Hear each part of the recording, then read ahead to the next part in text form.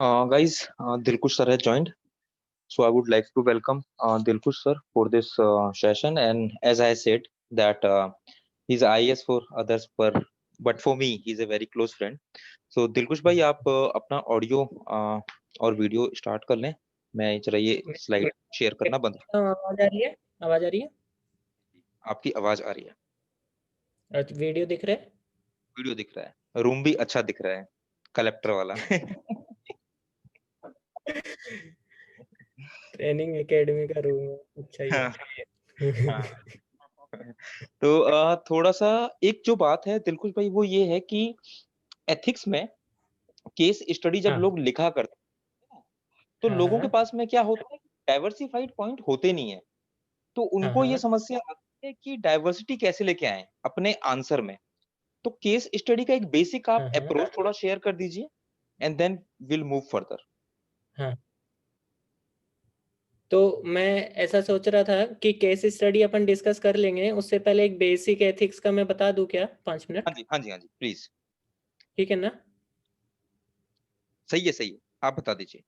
हाँ, हाँ। So hello everyone, मैं दिलखुश, IAS 2019 बैच, और एथिक्स में थोड़े ठीक ठाक नंबर आए थे, तो आई थॉट कि पुनीत भाई के माध्यम से लोगों को थोड़ा ज्ञान दिया जाए। ठीक है। तो बेसिकली यार एथिक्स का जो like I this was my third attempt in 2018, so like I got 116 in 2018 and 112 in 2016 in first attempt. तो बेसिकली रिलेटिवली कहीं ना कहीं अच्छे मार्क्स हैं। तो आई थॉट कि जो मेरी अप्रोच रही है वो मैं बता दूं कि एथिक्स में कैसे आंसर्स को हैंडल करना चाहिए, कैसे थ्योरीज को जस्टिफाई करना चाहिए। तो basically we have two parts, एक अपना थ्योरी वाला हो गया और एक केस स्टडी वाला। ठीक है। तो विल फोकस जस्ट ऑन कि भाई क्या करना है, इधर उधर का नहीं, कहानी सुनना है अपन को, और जरूरत भी नहीं है। ठीक है। तो थ्योरी वाले पार्ट में बेसिकली क्या होता है, जो मैंने देखा है, मतलब other answers last year also I mentored some students, तो उनके आंसर देखता था तो पता चलता था कि कहाँ मिस्टेक्स होती हैं। तो मिस्टेक्स जनरली होती है थ्योरेटिकल पार्ट में। हम अगर डिस्कस करें तो थ्योरी में एक्चुअली क्या होता है ना, जैसे हम पढ़ते हैं, लेक्सिकन से पढ़ा, थ्योरीज हमने पढ़ा कि भाई इस ये कंसेप्ट ये बोलता है, ये थ्योरी ये बोलती है, but most of the answers में ना उसका जस्टिफिकेशन मिस रह जाता है। ठीक है। कहीं पूछा कि यूटिलिटेरियन, पूछ लिया है, लिख दिया है, बहुत ही अच्छे से लिख दिया है, किसने दिया, क्या दिया, सब सब कुछ लिख दिया है। लेकिन ना कभी भी एथिक्स में, मतलब आइडियल आंसर्स में, और कभी एक मतलब जस्ट कॉपी एंड पेस्ट में कभी भी अच्छे मार्क्स एक्सपेक्ट नहीं कर सकते हो। क्योंकि जो एग्जामिनर है, जो क्वेश्चन सेटर है, ही और सी एक्सपेक्ट्स कि यार तुम उस जो थ्योरी है ना, उस थ्योरी को you like you apply somewhere if possible. तो मेरा जो फंडा रहता था कि कोई भी क्वेश्चन हो, थ्योरी वाले पार्ट में कोई भी क्वेश्चन हो, एटलीस्ट यू राइट 2 एग्जाम्पल्स पर क्वेश्चन। ठीक है, ताकि आपकी थ्योरी जस्टिफाई हो सके। Suppose honesty and integrity, simple सा है, ऑनेस्टी का अच्छा खासा लिख दिया, इंटेग्रिटी का अच्छा खासा लिख दिया, लेकिन what will matter is whether you are able to justify that कि ये ऑनेस्टी इस तरह से, इंटेग्रिटी इस तरह से। तो क्लियरली डिफरेंस कभी भी किसी भी थ्योरी में क्लियरली डिफरेंस पता चलता है एग्जाम्पल से। अगर आपने एग्जाम्पल्स लिखे हैं तो आपका आधा एक नंबर ना अपने आप ही बढ़ जाएगा। अब होता क्या है कि अच्छा एग्जाम्पल्स कहाँ से लाएं, तो जितना हम करंट अफेयर्स पढ़ते हैं या फिर करंट स्टोरीज पढ़ते हैं, न्यूज़पेपर्स, तो 2 टाइप के एग्जाम्पल्स हम लिख सकते हैं जो आई ट्राइड। एक एग्जाम्पल वो होते हैं जो हमारी रियल लाइफ में हम देखते हैं कि कहीं ऐसा हुआ and the person did like extra ordinary thing and he was rewarded because of his honesty, और उसने ऐसा किया। ठीक है, कहीं कहीं पे न्यूज़ में आया कि एक आदमी था, पुलिस वाला था या फिर कोई स्टाफ वाला था, उसने किसी का पर्स चोरी हुआ, उसने पर्स लौटा दिया, तो ही वाज रिवार्डेड, इस टाइप से। तो ऐसे एग्जाम्पल्स कभी कभी ना बहुत बड़े प्लेटफॉर्म्स पे बन जाते हैं। तो एक तो इस टाइप के एग्जाम्पल हो गए। अगर आपको ये डिफिकल्टी लगती है कि यार real time real life examples नहीं मिल रहे हैं, तो you can also right the hypothetical examples also. ठीक है ना, अपने मतलब बना के बहुत ही अच्छा सा, अच्छी से, मतलब अच्छा सा लैंग्वेज में, ताकि क्लियरली पता चले कि भाई सपोज मैं मतलब एसडीएम हूँ या फिर मैं डीएम हूँ और मेरे स्टाफ में कोई ऐसा करता है और उसने he followed the like integrity और ऑनेस्टी, किसी एक भी, कोई भी एक ले लो। ठीक है, ही डिड दिस, और उसको बदले में मतलब फिर as a officer you can identify कि उसका क्या जो वैल्यूज हैं वो जस्टिफाई हुए या नहीं। ठीक है, तो ऐसे एग्जांपल्स लिख सकते हैं, या फिर अगर आप डीएम एसडीएम नहीं भी लिख पाते हैं या फिर नहीं लिखते हैं तो ए बी सी भी करके लिख सकते हैं कि सपोज ए पर्सन उसने ये किया, फिर उसने ये शो किया कि भाई उसके एक्शन से ये शो हो रहा है कि उसने ऑनेस्टी प्रूव की या इंटेग्रिटी का प्रूव किया। तो उसका आप लिख सकते हैं कि ए पर्सन है, उसने ये एक्शन किया और एक्शन के कॉन्सिक्वेंस में उसको ये रिवार्ड दिया, because of this it shows that the person, the staff or officer has maintained the honesty। ठीक है, तो जितने भी या फिर किसी कोई भी स्टेटमेंट आ जाता है, जैसे वो भी तो आते हैं ना क्वेश्चन, एक क्वेश्चन में आता है जो फिलोसोफर्स के स्टेटमेंट्स रहते हैं या फिर कोई ग्रेट लीडर्स रहते हैं उनके स्टेटमेंट्स रहते हैं, उनको हमको एक्सप्लेन करना रहता है, जस्टिफाई करना रहता है। तो एक ना एथिक्स में सबसे बड़ा जो चीज रहता है वो ये रहता है कि आप किस माइंड सेट से, किस पॉइंट ऑफ व्यू से आंसर्स लिख रहे हैं।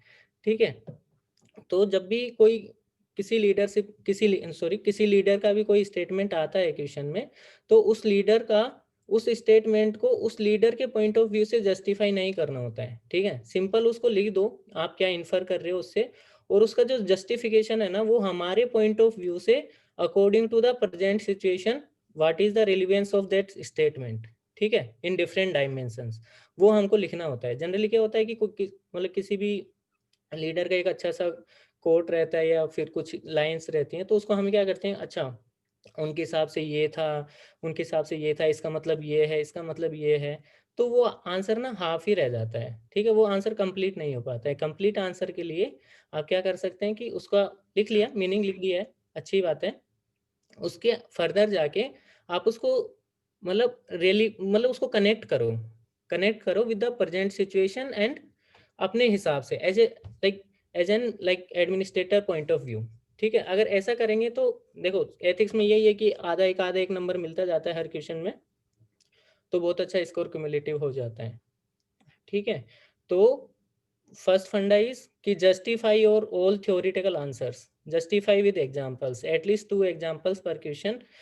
रियल लाइफ एग्जांपल हो सकते हैं, हाइपोथेटिकल एग्जांपल्स हो सकते हैं। ठीक है, और एथिक्स का ना सबसे बड़ा एक जो अच्छा एडवांटेज मेरे को ये लगा, क्योंकि जितने भी आंसर्स हम देखते हैं, आपको भी लगता होगा, सबको लगता होगा कि इसमें ना हम अपना सब मतलब वो जो रहता है ना कि फर्स्ट पर्सन आंसर हम लिख सकते हैं। जैसे क्या होता है, जैसे ऐसे में क्या होता है, ऐसे में कभी भी हम एज ए फर्स्ट पर्सन नहीं लिख सकते अपना एक्सपीरियंस कि मैं यहाँ था, मैं यहाँ गया, मेरे गांव में ये था, मेरे गांव में ऐसी सिचुएशन है, तो वैसा वैसा हम नहीं लिख मतलब अवॉइड करना चाहिए। लेकिन एथिक्स में क्या होता है कि they want answer from your perspective, तो you can write like if I will do this I will get this. ठीक है, तो हम अपने पॉइंट ऑफ व्यू से आंसर्स को लिख सकते हैं। ठीक है, तो जो सबसे बड़ा मतलब मेरे को लगता है कि जहां हम मार्क्स गेन कर सकते हैं, क्योंकि केस स्टडी तो है ही एक हमारा बड़ा स्टेक है जहाँ पे हम मार्क्स ला सकते हैं, लेकिन उसके बाद क्या, केस स्टडीज में अगर अच्छे मार्क्स आ रहे हैं तो अगर यहाँ पे कम आए तो फिर उतना ज़्यादा नहीं रह पाएगा ना, तो इसको भी बैलेंस करना है। ठीक है, तो इसको बैलेंस करने के लिए justify your all answers, all theoretical answers with at least 2 examples पर क्वेश्चन। उससे आपको ना अगर एक भी नंबर का फायदा होगा तो it will make huge difference. ठीक है, अब हम आते हैं पर्टिकुलरली केस स्टडीज पे जहाँ पे हमारा सर थोड़ा सा हाँ मैं आपको इंटरप्ट कर दूं। हाँ भाई बहुत टॉपर स्टॉक में, और अब तो आप भी टॉपर हैं, एक होता है ना कि आप अपने पर्सनल लाइफ का एग्जांपल देके आओ। अब हाँ उसमें एक समस्या ये आती है कि अगर आपने पहले से तैयार नहीं कर रखा है हाँ और हाँ एग्जामिनेशन हॉल में क्या हुआ कि ऑनेस्टी पे क्वेश्चन आया, हाँ अब हाँ आपने आपके माइंड में था कि यार मुझे मेरा पर्सनल लाइफ का एग्जांपल डालना है और आप वो बनाने लगे। हाँ अब वो हाँ बनते बनते क्या हुआ कि 3-4 लाइन का एग्जांपल जो है वो कहानी के तौर पे बनता चला गया। हाँ हाँ तो कहीं न कहीं ये होना चाहिए कि अगर पर्सनल लाइफ का भी है तो आप पहले से तैयार रहें कि यार हाँ हाँ ये 5-6 एग्जांपल मैं कोट कर सकता हूँ, क्योंकि अगर अगर एग्जाम हॉल में हम तैयार करेंगे, टाइम नहीं, लगेगा। वो तो फिर डिफिकल्ट हो जाएगा। मतलब वही मैंने बोला ना कि अगर हमारे पास कुछ है ऑलरेडी, तो हम मतलब रेडीमेड चीजें रहेंगी वो लिख सकते हैं। इन एनी केस अगर कुछ भी नहीं मिल रहा है ना कि यार क्या ही करूँ अब, तो क्या लिखूं, कुछ याद ही नहीं आ रहा, तो ना मतलब फॉर सेवियर काइंड ऑफ की ना हाइपोथेटिकल एग्जांपल्स भी लिख सकते हैं। उससे ना एटलीस्ट कुछ तो जस्टिफिकेशन हो जाएगा। बाकी देखो यार, हर कोई का अपना अपना एक्सपीरियंस होता है। ठीक है, कहाँ किसी आदमी से आप मिले या फिर किससे मिले, तो like there are some situations in our life जहाँ से हम ना एक पैराडाइम शिफ्ट या फिर काफी सारा चीजें चेंज होती रहती हैं, तो उनको अपना लिख के रखिए, वो कभी भी काम आ सकता है। एथिक्स में कुछ भी काम आ सकता है, कुछ भी अच्छा काम आ सकता है जो हमारी लाइफ में मतलब घटित हुआ हो। ठीक है, बताइए पुनीत भाई। और दूसरा मेरा सवाल ये है कि एथिक्स में क्या होता है ना कि एक हाँ चीज होती है कि यार एथिक्स में आप अपने आप को शो कर रहे हो, तो एथिक्स में कुछ लोग हाँ कहते हैं कि ये तो आप ही के बारे में है, लेकिन मेरा हाँ कहीं ना हाँ कहीं ये देखना है कि इमोशनल आंसर लिखना, जो हम लोग कहते हैं ना कि एथिक्स में एथिकल लोगों को ही कम हाँ नंबर मिलते हैं, अनएथिकल को ज्यादा मिल जाते हैं। तो आई थिंक डिबेट ये है कि इमोशनल वर्सेस प्रैक्टिकल, कि आप थोड़े प्रैक्टिकल साइड में रहें, हाँ बहुत इमोशनल आप नहीं रहे, है हाँ ना? तो इस पे आपका हाँ क्या व्यू है कि हाँ जैसे हाँ। कभी मेरा मान मेरा लेते हैं। ये है, जी। हाँ जी। हाँ, देखो मैं समझ गया कि जैसे हम्म, अपन खुद के पॉइंट ऑफ व्यू से आंसर लिखने का मतलब ये है ना, मतलब पर से द मीनिंग इज कि एडमिनिस्ट्रेटर मतलब आप कुर्सी पे बैठ लो यार, कुर्सी पे मतलब कि जी, कुर्सी पे बैठे हो, डीएम की कुर्सी पे बैठे हो सपोज। बिल्कुल। ठीक है, तो वहां बैठ के आप उस सिचुएशन में क्या सोचेंगे, दैट इज द मीनिंग कि हम अपने पर्सपेक्टिव से आंसर लिखेंगे या अपना मतलब उसका एग्जांपल देंगे। ऐसा नहीं है कि अपना कहानी लिखना है कि कुछ भी लिख दिया हाँ, ऐसे ऐसे ऐसे, बहलाना नहीं है किसी को वहां पे। ठीक है, बिल्कुल। तो मेरा ये था कि जब भी मतलब अगर मेरा भी पर्सनल भी कुछ था ना कि मतलब मैंने कुछ पर्सनली फेस किया है या पर्सनली कुछ एग्जांपल दे रहा हूँ, तो उसको ना उसको फॉर्मेट कर दो। ठीक है, उसको फॉर्मेट कर दो as a administrator point of view से कि भाई इस सिचुएशन में ये हो सकता है। और एथिक्स में ना मतलब मैं भी कुछ कॉपियां देखा हूँ, तो जो चीज जो डिमांड करते हैं ना, वो डिमांड ये है कि यार अपने आप को ना देखो, 3 पेपर्स में आपका अच्छा खासा नॉलेज चेक हो गया है अगर हम्म, मतलब अच्छा आंसर लिख दिया है।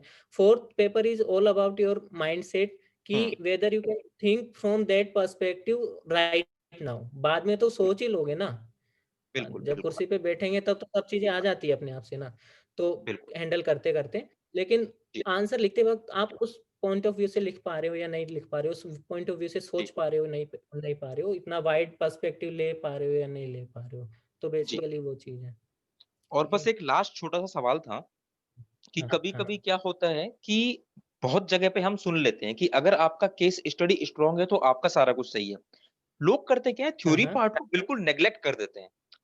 मेरा पर्सनल हाँ व्यू हाँ, ये है कि अगर आपका थ्योरी स्ट्रांग है तो अल्टीमेटली वो केस स्टडी में भी हेल्प करेगा, और अगर एग्जैक्टली थ्योरी एग्जैक्टली। आपका वीक है तो आप कभी भी हाँ अच्छा स्कोर पा नहीं पाएंगे, क्योंकि केस स्टडी की बिल्कुल भी एक रेंज है, लिमिट है। बिल्कुल। देखो मैं एक एग्जांपल देता हूँ अभी जी। जैसे मान लो लाइक हाँ। विद इन वो कि मैं एसडीएम हूँ। ठीक है, हम्म, तो एसडीएम में मान ले कि 133 का कोई केस आया कि पब्लिक न्यूसेंस हो रहा है। ठीक है, हम्म, तो अगर मान ले मेरे को 133 का पता ही नहीं होगा कि क्या करना है, कैसे नोटिस देना है, कैसे कंडीशनल ऑर्डर निकालना है, कैसे फाइनल ऑर्डर निकालना है, तो उस 133 का मैं क्या करूंगा? जी, सिंपल सी बात है ना। जी, अगर मेरे को पता होगा कि यार 133 का ये प्रोसीजर हो रहा है, ये नोटिस देना है, फिर कंडीशनल ऑर्डर देना है, फिर फाइनल ऑर्डर देना है, तब जाके उस केस को, उस पब्लिक न्यूसेंस को मैं बहुत अच्छे से समझ जी, सकता हूँ। जी, तो सेम मतलब बिल्कुल एग्जैक्टली वही चीज है कि अगर आपका थ्योरी पार्ट अच्छा होगा तो आपका केस स्टडी अच्छा होगा। केस स्टडी पार्ट ऐसा नहीं होता है कि आप अपने आप से कुछ भी लिख देंगे, ऐसा कभी भी नहीं होता है।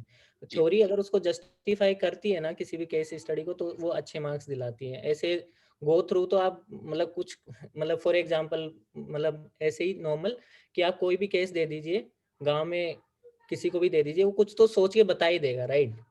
बिल्कुल ठीक है सही, ना। बिल्कुल सही। जी, जी, तो बिल्कुल फिर सही उसको बात है। उसको अपनी भाषा में एज ए लाइक प्रशासनिक भाषा में प्रशासनिक तरीके से कैसे सोचा जाए, तो वो तो that will make a difference ना। और वो डिफरेंस कैसे बनेगा? जब उसका आप जस्टिफाई करोगे कि भाई ये केस स्टडी है, इसमें ये पॉइंट ऑफ व्यूज हैं, तो according to this this this is the thing, और according to this this is the thing, तो क्या सम आउट होता है। तो बेसिकली कभी भी इसको इग्नोर मत करिए। मेरा जो पेपर अटेम्प्ट करने का जो रहता था वही रहता था कि मैंने पहले 3 क्वेश्चंस थ्योरी के किए। ठीक है, हम्म, ताकि मैं अच्छे से उसको लिख पाया, अच्छा कंटेंट डाल पाया। फिर केस स्टडी पूरा किया, फिर वापस से थ्योरी वाला पार्ट। और पेपर कंप्लीट करना इज तो मैंडेटरी, उसमें तो कोई डाउट ही नहीं बिल्कुल, बिल्कुल। है। ठीक है ना। तो 2-3 क्वेश्चंस अच्छे से कर लेते हैं ना, तो कॉन्फिडेंस आ जाता है कि अच्छा यार ये लिख दिया है, हम्म, अच्छा हो गया है। और अब केस स्टडीज कर लेते हैं, फिर बाद में थ्योरी वाला पार्ट। तो अभी बिल्कुल। हम केस स्टडीज का थोड़ा देख जी, लेते हैं। जी, ठीक है।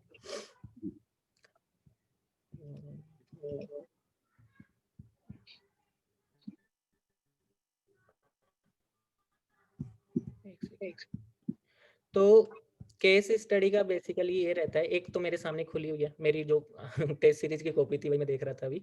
तो बेसिकली एक चीज तो मैं दिखा बेसिकली एक चीज जो मेरे को दिख रही थी ना, एक बेसिक फ्रेमवर्क ना, देखो हर हर एक कोई भी लाइक आइडियल फ्रेमवर्क नहीं है। एक ढांचा होगा, वो हर क्वेश्चन में फिट नहीं होगा।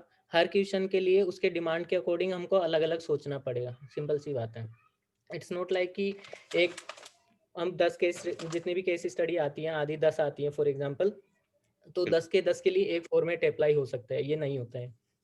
ठीक है, तो मैं देख रहा था, एक क्वेश्चन था कि you are the head of a political think tank.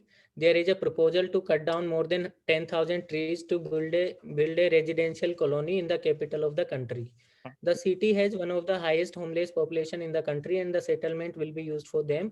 This news has generated lot of public debate. While on the one hand is the need to expand urban infrastructure in order to meet the demand of the growing population, on the other is the environmental concern. In the last 10 years, the city has lost more than half of its green cover and has seen increased frequency of extreme climatic events. You are asked to deliver a lecture for the policymakers and concerned citizens in which you have to specifically deal with the following questions. तो ये simple सा था, बाकी जो 2 case studies हमने सोची थी वो अभी डिस्कस कर लेंगे।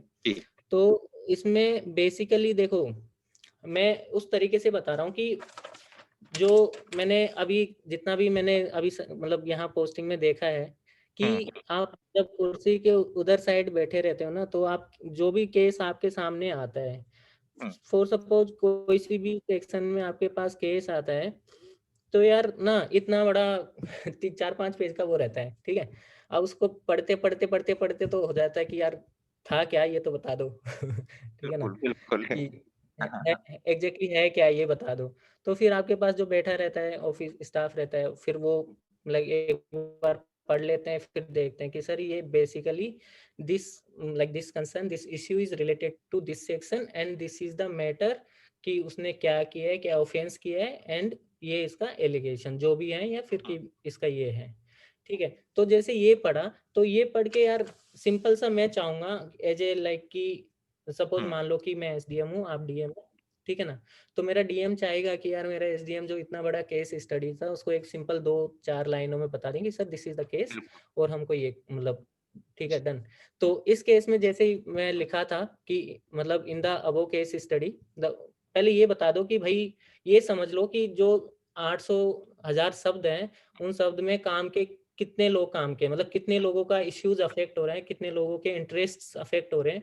अगर वो आप आइडेंटिफाई कर पाते हैं, तो उसके अकॉर्डिंग फिर आपका decision is the last part, decision is the very last part. उससे पहले आपको पूरा समझना पड़ेगा कि केस क्या है, स्टेक होल्डर्स कौन कौन से हैं, इश्यूज क्या हैं, ठीक है, और रेलिवेंट मतलब रेलिवेंट इश्यूज क्या है। फिर आता है डिसीजन पार्ट ना, decision part is very easy if you can understand the case study, मतलब कि बिल्कुल उस प्रैक्टिकल एस्पेक्ट से अगर हम सोच सकते हैं, उसको समझ सकते हैं, तो डिसीजन लेना is not a big deal. ठीक है, तो फिर मैंने इसमें लिखा था क्वेश्चन में कि स्टेक होल्डर्स क्या क्या है। तो स्टेक होल्डर्स में क्या होता है, जनरली जो लोग मिस करते हैं, ये लिखना चाहिए, it is not directly asked anywhere. अगर कुछ कुछ क्वेश्चन होते हैं जिनमें डायरेक्टली पूछा जाता है, बट मोस्टली क्वेश्चंस होते हैं जिनमें नहीं पूछा जाता है, मतलब डायरेक्टली नहीं पूछा जाता है। But we should write, 2 line लिखने में कुछ नहीं जा रहा है, 2 लाइन लिखने से ना आपका एक पॉजिटिव जाता है कि अच्छा इसने समझा तो है कम से कम, ठीक है ना। तो इसमें लिखा था मैंने एक थोड़ा सा वो रहेगा कि जैसे इसमें लिखा था स्टेक होल्डर्स में environment is one aspect, administration हो गया, डेवलपमेंट हो गया, क्लाइमेट चेंज हो गया, एंड होमलेस पीपल, जो हमने पढ़ा उसमें बेसिकली 4-5 एस्पेक्ट्स हैं जो हम डील कर रहे हैं। तो जनरली होता है क्या है कि हम ना, हमको स्टेक होल्डर्स वही दिखते हैं जो फिजिकली मतलब प्रेजेंट रहते हैं ना, फिजिकली एक्टिव रहते हैं, वही लोग हमको दिखते हैं कि यार यही स्टेक होल्डर है। ठीक है, sometimes we miss environment, sometimes we miss rivers, sometimes we miss की ये फॉरेस्टेशन हो गया, ट्रीज हो गया, जो भी सारी चीजें, कभी कभी ऐसा लगता है कि उनका तो क्या ही रोल है, ठीक है, अगर हमने ये कर दिया। तो important aspect is try to cover as much as possible stakeholders, because हर जितना भी स्टेक होल्डर्स उसमें होगा, तो अगर आप कोई डिसीजन लेंगे, आप कोई जस्टिस करेंगे, तो जस्टिस सबको होना चाहिए, ना कि 5 में से 3 लोगों को होना चाहिए। जस्टिस 5 में से 5 लोगों को होना चाहिए, ठीक है? तो जितने 5 हैं, 5 एस्पेक्ट हैं, उन 5 एस्पेक्ट्स को आप लिखिए। फिर आप लिख दीजिए सिंपल सा इश्यूज इन्वॉल्व्ड, ठीक है? इश्यूज इन्वॉल्व्ड, या फिर कभी-कभी हो सकता है कि इंटरेस्ट इन्वॉल्व्ड या कॉन्फ्लिक्ट ऑफ इंटरेस्ट क्या हो सकते हैं, या एथिकल डायलेमास क्या हो सकते हैं। हम इतना सिविल मतलब वैल्यूज पढ़ते हैं ना, सिविल सर्विस वैल्यूज हो गया, ठीक है? अपने कंडक्ट रूल्स हो गए। इतना सब पढ़ने के बाद हम इश्यूज लिख सकते हैं कि वन इस केस स्टडी में पर्टिकुलरली अर्बनाइजेशन वर्सेस डिफोरेस्टेशन हो गया, डेवलपमेंट वर्सेस क्लाइमेट चेंज हो गया, ठीक है?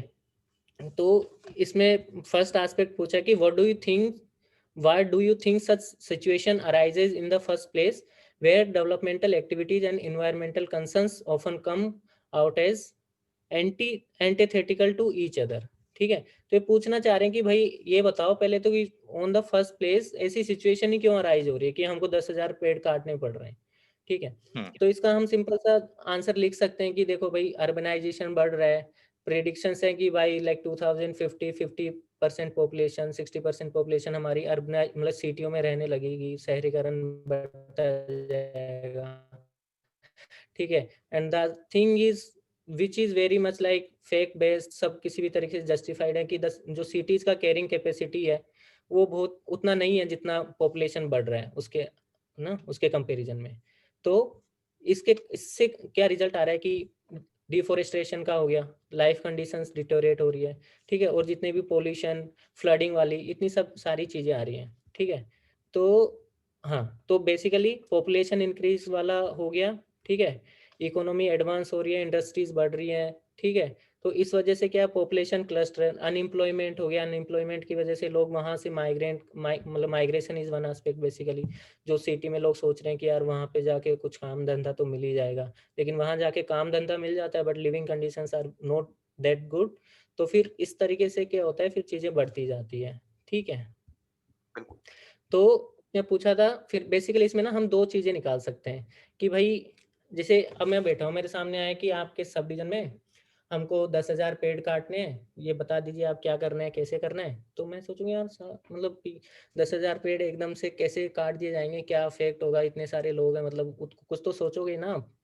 तो फिर सोचते हैं इस मतलब दो एस्पेक्ट होते हैं किसी भी डिसीजन के, कि एक तो शॉर्ट टर्म एस्पेक्ट देख लीजिए आपकी शॉर्ट टर्म में क्या कर सकते हैं और एक लॉन्ग टर्म में क्या कर सकते हैं।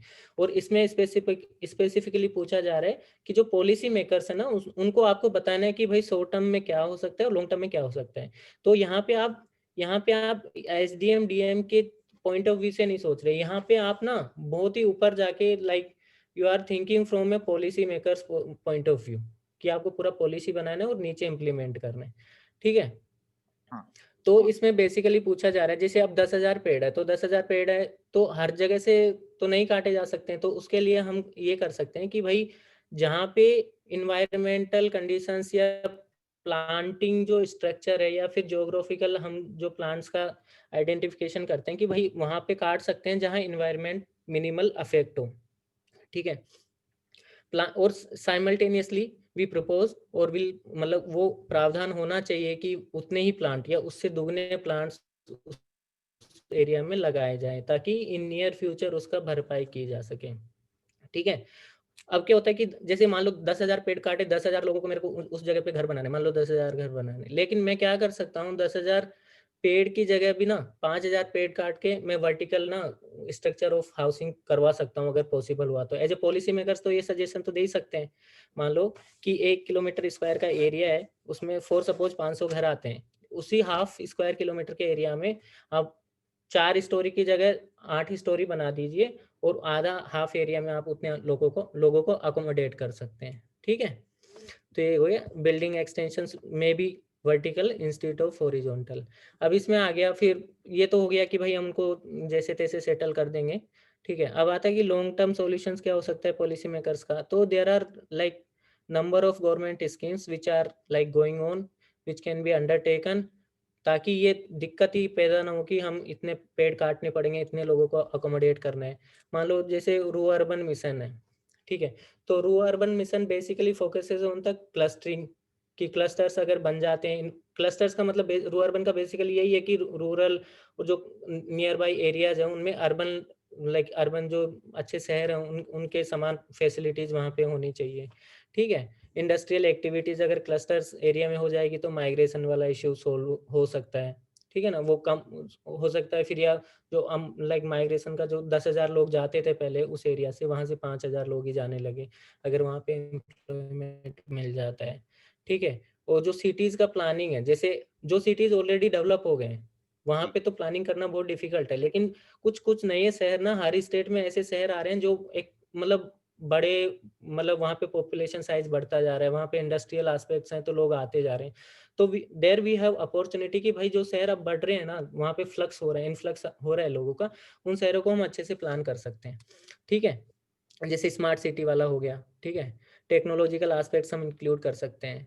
तो इन सब से मतलब फिर आप कंक्लूजन में लिख दीजिए कि अगर ये सब स्टेप्स हम लेते हैं तो जब पोटेंशियल एस्पेक्ट्स होते हैं कि क्या अगर हम ये स्टेप्स लेते हैं, एक अच्छे से प्लानिंग करते हैं, तो क्या-क्या मतलब बेनिफिट्स हो सकते हैं कि देखो, एक तो एनवायरनमेंट बना रहेगा। एनवायरनमेंट से basically the important aspect in environment is micro climate. किसी भी एरिया का और किसी भी क्लस्टर का जो मतलब क्लाइमेट आइडेंटिफाई करता है, दैट इज माइक्रो क्लाइमेट। उससे ही उस एरिया का मतलब वो डिटरमाइन होता है कि वहाँ पे लाइवलीहुड कंडीशंस कैसी हैं, ठीक है। और जैसे और अगर एनवायरनमेंट रहा तो हीट वेव्स वाला हो गया, फ्लडिंग वाली सिचुएशंस हो गई, क्योंकि जितना ज़्यादा डिफोरेस्टेशन होगा वहाँ पे आपका हाथ में जो कंट्रोल रहेगा ना बाद में, वो बहुत कम हो जाएगा, ठीक है।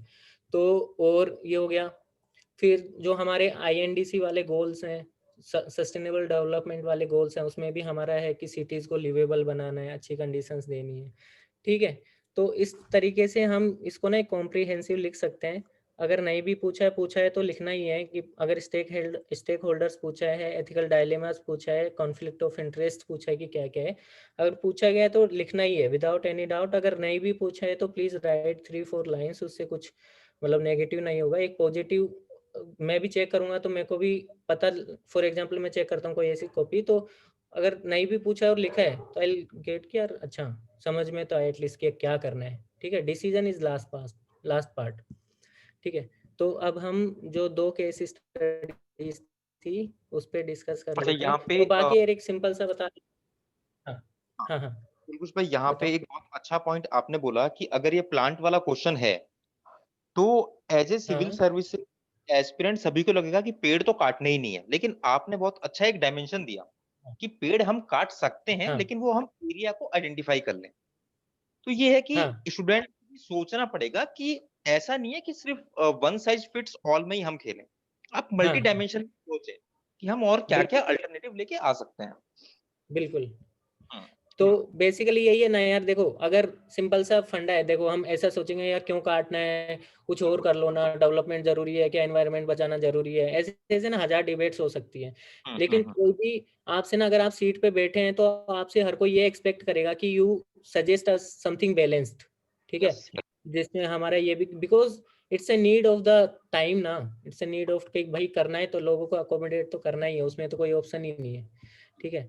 तो फिर दोनों चीज़ों को हम कैसे बैलेंस कर सकते हैं, तो हमको एक्सट्रीम एक्सट्रीम में खेलना ही नहीं है कभी, हमको बैलेंस लेके ये चलना आपने है, बहुत अच्छी बात कही। ठीक। तो ठीक है। भाई मैं ना पहली वाली केस स्टडी जरा स्क्रीन पे शेयर कर देता हूँ, लोग 1 मिनट हाँ, के लिए वो पढ़ लें, देन आप प्लीज उस पे पॉइंट देना है ना। Sure, sure, sure, sure.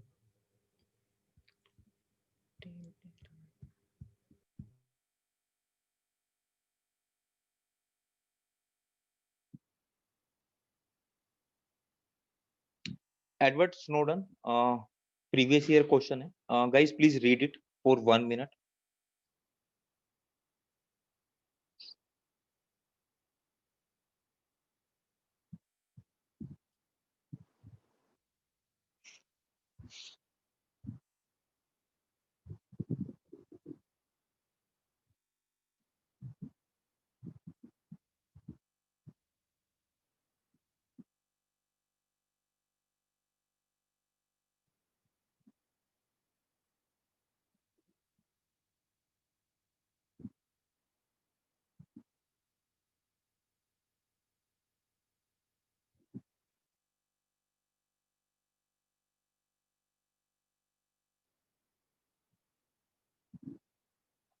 आई होप आपने सबने पढ़ लिया है। तो दिलकुश भाई प्लीज आप अपने पॉइंट दीजिए। दिलकुश भाई आपका ऑडियो म्यूट हो गया है। आपका ऑडियो म्यूट हो गया है। हाँ, सॉरी सॉरी, है हाँ ना? ठीक है ठीक है ठीक है, अब ठीक सही है। है। हाँ तो इसमें जब भी कोई केस स्टडी पढ़ो, तो अगर मेरा मतलब मेरा अपना आंसर का क्वेश्चन का स्क्रीनशॉट में भेजूंगा, थोड़ी देर में देख लेना कि उसमें ना एटलीस्ट ना 10-5 गोले बने हुए हैं, ऐसे करके ऐसे करके ऐसे करके ऐसे करके, कि फोकस किस पे करना है। ठीक है, इसमें 10 लाइन है लेकिन फोकस किस पे करना है बेसिकली। तो लाइक जैसे हम जीएस वाले पे अदर पेपर्स में नहीं करते कि कीवर्ड्स क्या है। ठीक है, तो हम पढ़ते हैं कि एडवर्ड स्नोडन, स्नोवर्ड लाइक इसका इसका उतना रिलेवेंस नहीं है, he is just a representative. ठीक है ना, उसको दिल पे नहीं लेना है। ठीक है, तो एक कंप्यूटर एक्सपर्ट है, फॉर्मर सीआईए एडमिनिस्ट्रेटर है, release confidential government document, this is the like important कुछ वर्ड्स हैं। कॉन्फिडेंशियल गवर्नमेंट डॉक्यूमेंट्स मतलब कुछ ना सीक्रेसी वाला इश्यू आ गया है, कुछ प्राइवेसी वाला इश्यू आ गया है। ठीक है, to the press, to the press मतलब हो गया पब्लिक में। ठीक है, this is also one of the aspect about the existence of government surveillance programmes. This is one aspect कि मतलब गवर्नमेंट का जो मॉनिटरिंग प्रोग्राम है, सर्वेलेंस प्रोग्राम्स हैं, उसका जो कॉन्फिडेंशियल गवर्नमेंट डॉक्यूमेंट्स हैं उसने प्रेस में रिलीज कर दिए। According to many legal experts and the US government, his action violated the Espionage Act of 1971, which identified the leak of state secret as an act of treason. ठीक है, ठीक है, ये यहाँ पे लिख दी, मतलब यहाँ पे अंडरलाइन कर सकते हैं हम, the leak of state secret as an act of treason. Yet, despite the fact that he broke the law, Snowden argued that he had a moral obligation to act. He gave a justification for his whistleblowing by stating that he had a duty to inform the public as to that which is done in their name and that which is done against them. This line is very important क्योंकि यही base है basically. अगर ये line ही नहीं होती, ये issue नहीं होता, तो फिर कोई भी निकाल सकता है डॉक्यूमेंट्स, कोई भी रिलीज कर सकता है।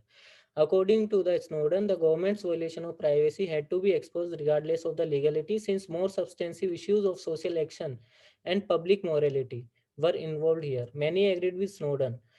Few argued that he broke the law and compromised national security. This is one aspect, national security, for which he should be held accountable. ठीक है, do you agree that Snowden's action were ethically justified even if legally prohibited? Why or why not? Make an argument by weighing the competing values in this case. तो हमको basically इसको पढ़ा, हमको जो करना है, डू यू एग्री? ठीक है, ये ठीक है बना दिया। जो भी अभी एग्री या डिसएग्री करते हैं ठीक है, चलेगा। वाई, अगर एग्री करते हैं तो वाई, ठीक है, डिसएग्री कर मतलब नहीं करते हैं तो वाई नॉट।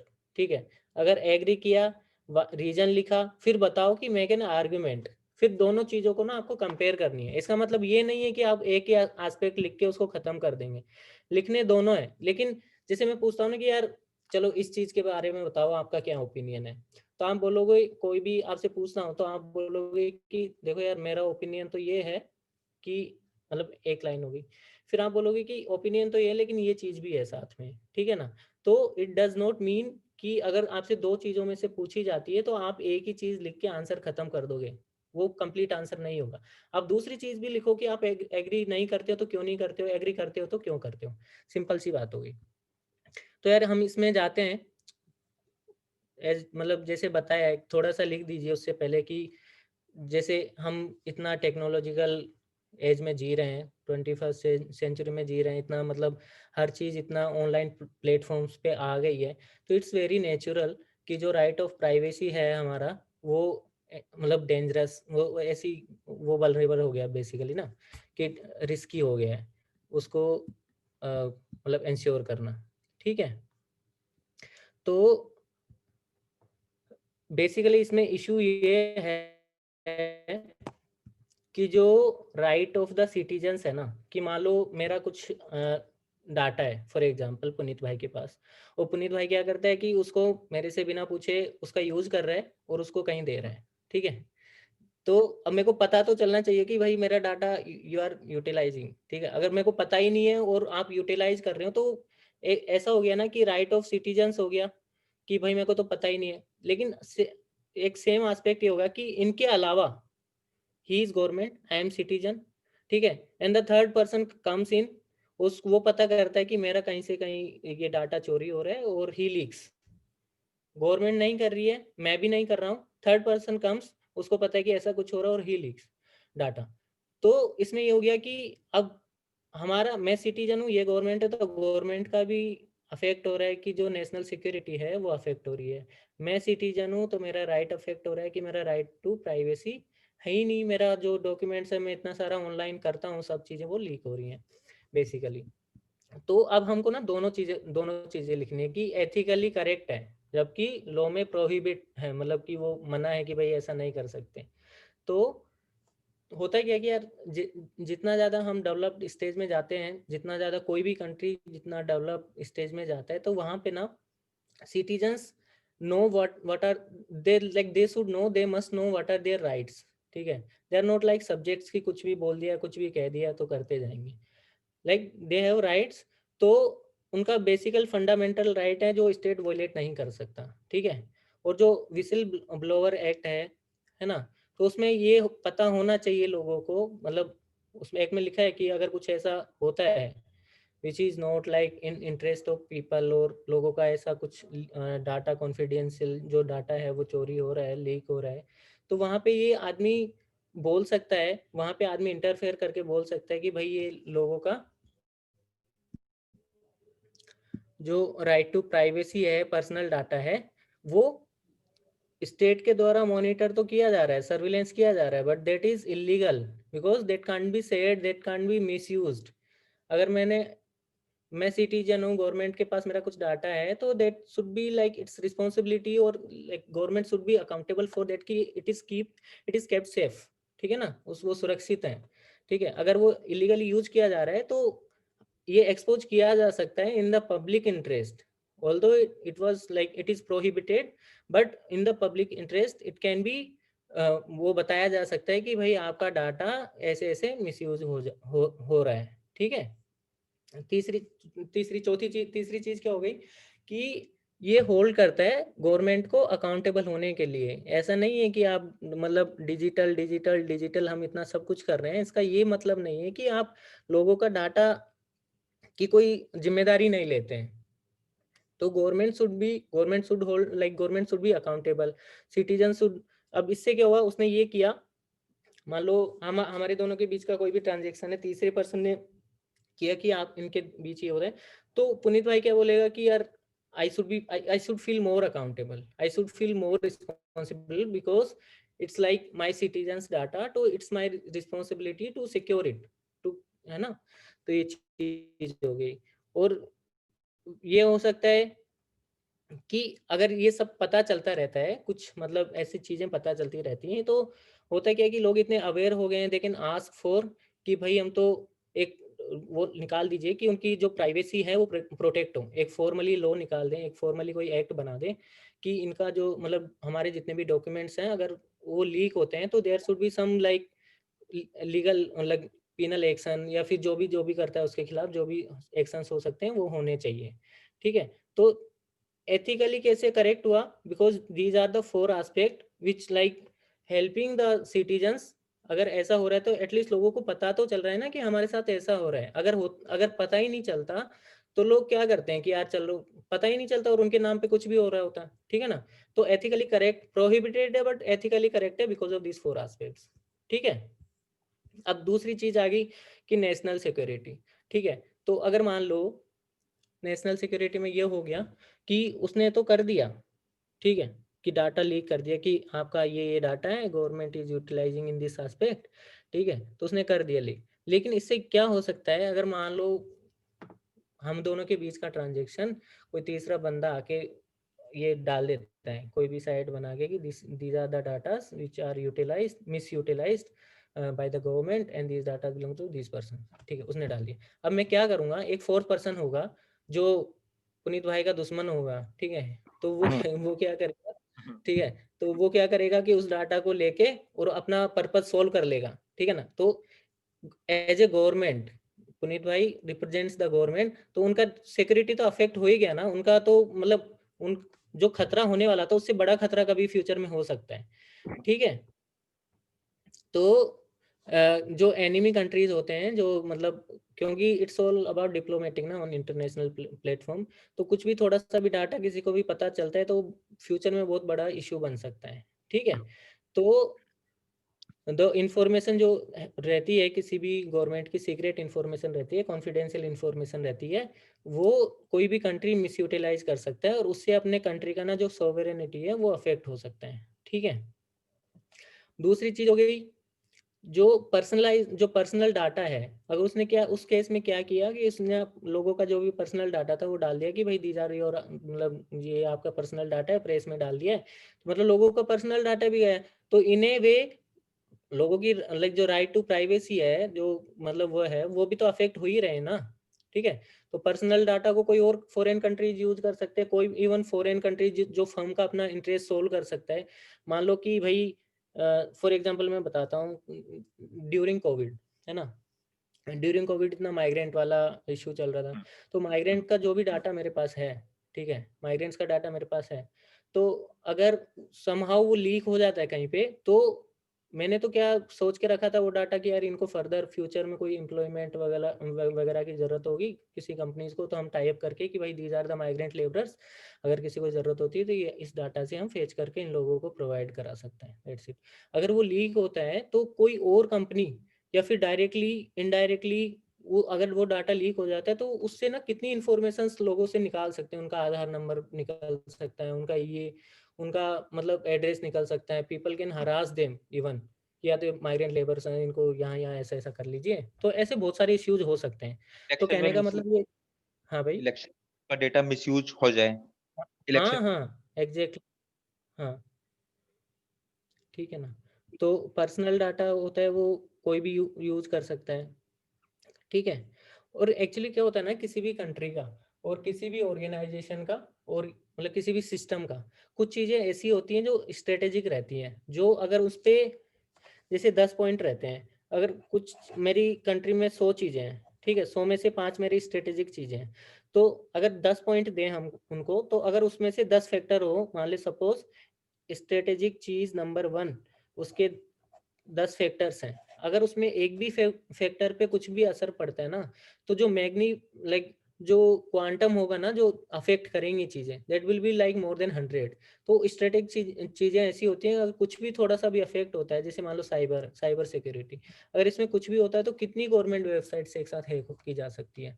तो ये जो इंफॉर्मेशन है, जो विसल ब्लोइंग है, ये एक्ट है, तो ये ऐसा भी हो सकता है कि कोई भी इंफॉर्मेशन मैं कहीं भी पास कर दूं और मेरे कंट्री का जो स्ट्रेटेजिक चीज़ है किसी भी कंट्री का, वो अफेक्ट हो सकता है इन नियर फ्यूचर, अगर वो इंफॉर्मेशन किसी और एजेंसी को पता चलती है तो। ठीक है, भाई ये हो इसमें गया। एक जो पॉइंट है उस वो मेरे माइंड में बहुत ज्यादा रिंग कर रहा था कि जहाँ पे हम एडवर्ड की बात करते हैं, हाँ ये हाँ यूएसए का सिटीजन है हाँ हाँ और इसने अजाइलम कहाँ पे लिया है, एनिमी कंट्री में। हाँ यहीं पे वो एक क्वेश्चन मार्क आ जाता है कि ठीक है मान लेते हैं आपका इंटेंशन सही हो, हाँ, लेकिन आप इतनी सारी सीक्रेट इंफॉर्मेशन एक एनिमी कंट्री को दे रहे हो, रशिया को दे बिल्कुल, रहे हो, है ना। एग्जैक्टली एग्जैक्टली, हाँ तो इसको हम वो पॉइंट एक बना सकते हैं ना लिखते वक्त। हाँ, बिल्कुल बना सकते हैं। एक्चुअली अगर इंफॉर्मेशन लीक भी कर रहा है तो ऐसा होना चाहिए ना कि वो एक कहीं ना कहीं पॉजिटिव एस्पेक्ट में यूज की जानी चाहिए। जैसे मान लो कि हमारे दोनों की बीच की इंफॉर्मेशन कहीं शेयर होती है, अगर वो कहीं पॉजिटिव एस्पेक्ट डाल सकता है, अब पॉजिटिव कहाँ डालेगा, अगर वो मैं गवर्नमेंट को बताऊं या सिटीजन को विद इन अपने कंट्री बताऊं, ठीक है, तो अगर मैं बाहर जाके उस इन्फॉर्मेशन को बता रहा हूँ तो वहां तो उतना पॉजिटिव पता भी नहीं चलेगा ना कि क्या पॉजिटिव इम्पैक्ट पड़ने वाला है उस चीज का। अगर मैं कुछ निकाल भी रहा हूँ तो मतलब सिस्टम में सुधार होना चाहिए ना, basically that's what the objective is, कि भाई गवर्नमेंट को सिटीजन्स का राइट प्रोटेक्ट करना चाहिए, उनके डॉक्यूमेंट्स उनके डाटा जितना भी है उसको सेफ रखना चाहिए, दिस इज द मेन जो ऑब्जेक्टिव है। अगर वो नहीं रख पा रहे हैं लीक करने के बाद भी, तो फिर कोई हम्म। ऑब्जेक्टिव नहीं रह पाता, तो वो पहले ही वहां जाके तो पहले लीक कर रहे हैं, ठीक है, तो वहां पे भी ये चीज आ जाती है। ठीक है ना, तो हाँ, तो फिर इसमें ना हम दो चीजें हो गई, दोनों का लिख दिया कि भाई एथिकली करेक्ट भी है और नेशनल सिक्योरिटी के एस्पेक्ट से गलत भी है। अब इसको ना हमको एक बैलेंस चीजें दे सकते हैं कि जो हमारा सर्विलेंस इंफ्रास्ट्रक्चर है कंट्री का, किसी भी कंट्री का, वो हम इस तरीके से सुधार सकें मैक्सिमम पॉसिबल, ताकि जो सिटीजन्स का डाटा रहता है, इतना सारा ऑनलाइन ट्रांजेक्शन्स रहते हैं, इतने डॉक्यूमेंट्स रहते हैं, वो सेफ रहे। तो ये जरूरत ही नहीं पड़े, ठीक है।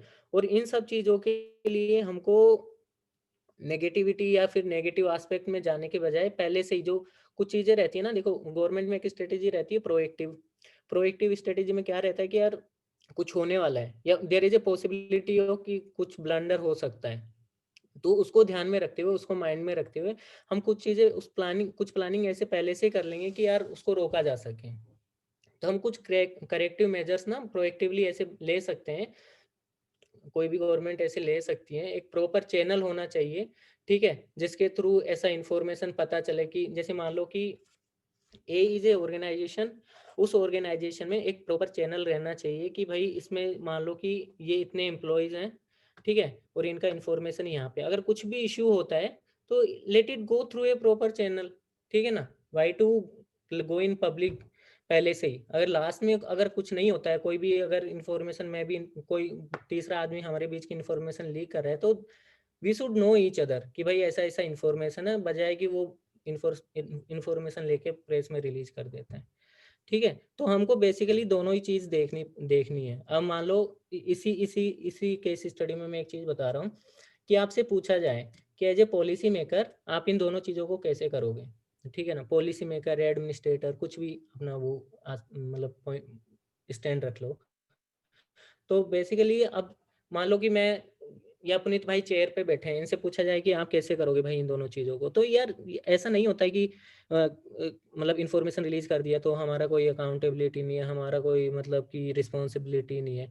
गवर्नमेंट हैज़ टू अंडरस्टैंड कि यहाँ पे फ्लॉज हैं, यहाँ पे लूप होल्स हैं, वहाँ हमको सुधारना है, वहाँ पे हमको टेक्निकली अपग्रेड करना है, टेक्नोलॉजिकली हमको और ज़्यादा अपग्रेड करना है ताकि हमारा सिस्टम सेफ बना रहे। ऑन द अदर एस्पेक्ट जो इंफॉर्मेशन लीक कर रहे हैं, है ना, उसको भी सेंसिबल होना है कि भाई ऐसा नहीं है, कुछ इश्यू है तो let it go through a proper channel, ताकि एक सिस्टमेटिक वे में चीज़ें सोल्व हो जाए, बजाय कि एक हैवॉक क्रिएट हो जाए, ठीक है ना। तो it should be a balanced approach, ठीक है। आई होप कि थोड़ा समझ में आया होगा, थोड़ा क्लियरिटी आया होगा। क्या बोलते हो? अच्छा, क्या इसमें बोलते एक हो? छोटा सा मेरी साइड से हाँ लाइन है। क्या हाँ हम इंडिया का इसमें कहीं पे कुछ एग्जांपल डालें? जैसे अपना विसल ब्लोअर एक्ट जो है उस पे बहुत डिबेट चली है ना। हाँ हाँ हाँ हाँ कंक्लूजन में क्या उसको हम करें ऐड कि देखो इंडिया भी आज उस एक्ट की तरफ जाना चाह रहा है, तो ये सब हाँ एग्जाम्पल हमारे यार माइंड में डाल रहे। सकते हैं, डाल सकते हैं, बहुत ही मतलब बिल्कुल डाल सकते हैं। And I forgot that point, बिल्कुल डाल सकते हैं। उससे ये हो जाएगा कि कहीं न कहीं ना रेलिवेंट हो जाएगी ये चीज़। अब ऐसा तो है ही नहीं हम्म, कि सिंपल सी बात नहीं होता, ऐसा तो है ही नहीं कि हम यहाँ बैठ के उनका भला करना चाह रहे हैं या फिर उनके पॉइंट्स डिस्कस करते रहेंगे। अल्टीमेटली अल्टीमेटली ऑब्जेक्टिव इज कि हमारे देश में अगर कुछ ऐसा होता है तो what should an administrator do, या और एक पॉलिसी मेकर को क्या करना चाहिए, वही है ना फंडा। तो हमको डालना चाहिए, बिल्कुल डालना चाहिए कि हमारे यहाँ पे जो विसल ब्लोअर एक्ट है उसमें क्या क्या मतलब डेवलपमेंट्स हुए हैं, या फिर अभी वो किस स्टेज पे और क्या हमको करना चाहिए। या अगर कुछ ऐसा केस हमारे इंडिया में भी हुआ है कि हुआ है ना, जैसे एटीएम वाला फ्रॉड हुआ था, ठीक है, तो बिल्कुल एटीएम वाला बिल्कुल। डाटा चोरी हुआ था, तो वो डाटा हम यहाँ पे डाल सकते हैं। बेसिकली वो कहीं न कहीं तो रेलिवेंट होगा ही, तो हम्म, उससे एक ये जाता है मतलब एक पॉइंट ये जाता है कि ठीक है भाई, ये तो पढ़ लिया, ये समझ लिया, लेकिन इसका अप्लाइड एस्पेक्ट जो है, प्रैक्टिकल एस्पेक्ट जो है, वो हमको सुधारना है हमारे देश के हिसाब से, ठीक है। बिल्कुल। जी भाई, तो सेकंड ठीक वाली है, केस स्टडी में शेयर करता हूँ, है ना। और ऑब्जेक्टिव सब लोग 1 मिनट के लिए उसको पढ़ लें, है ना। ठीक है। Just hold for a second guys.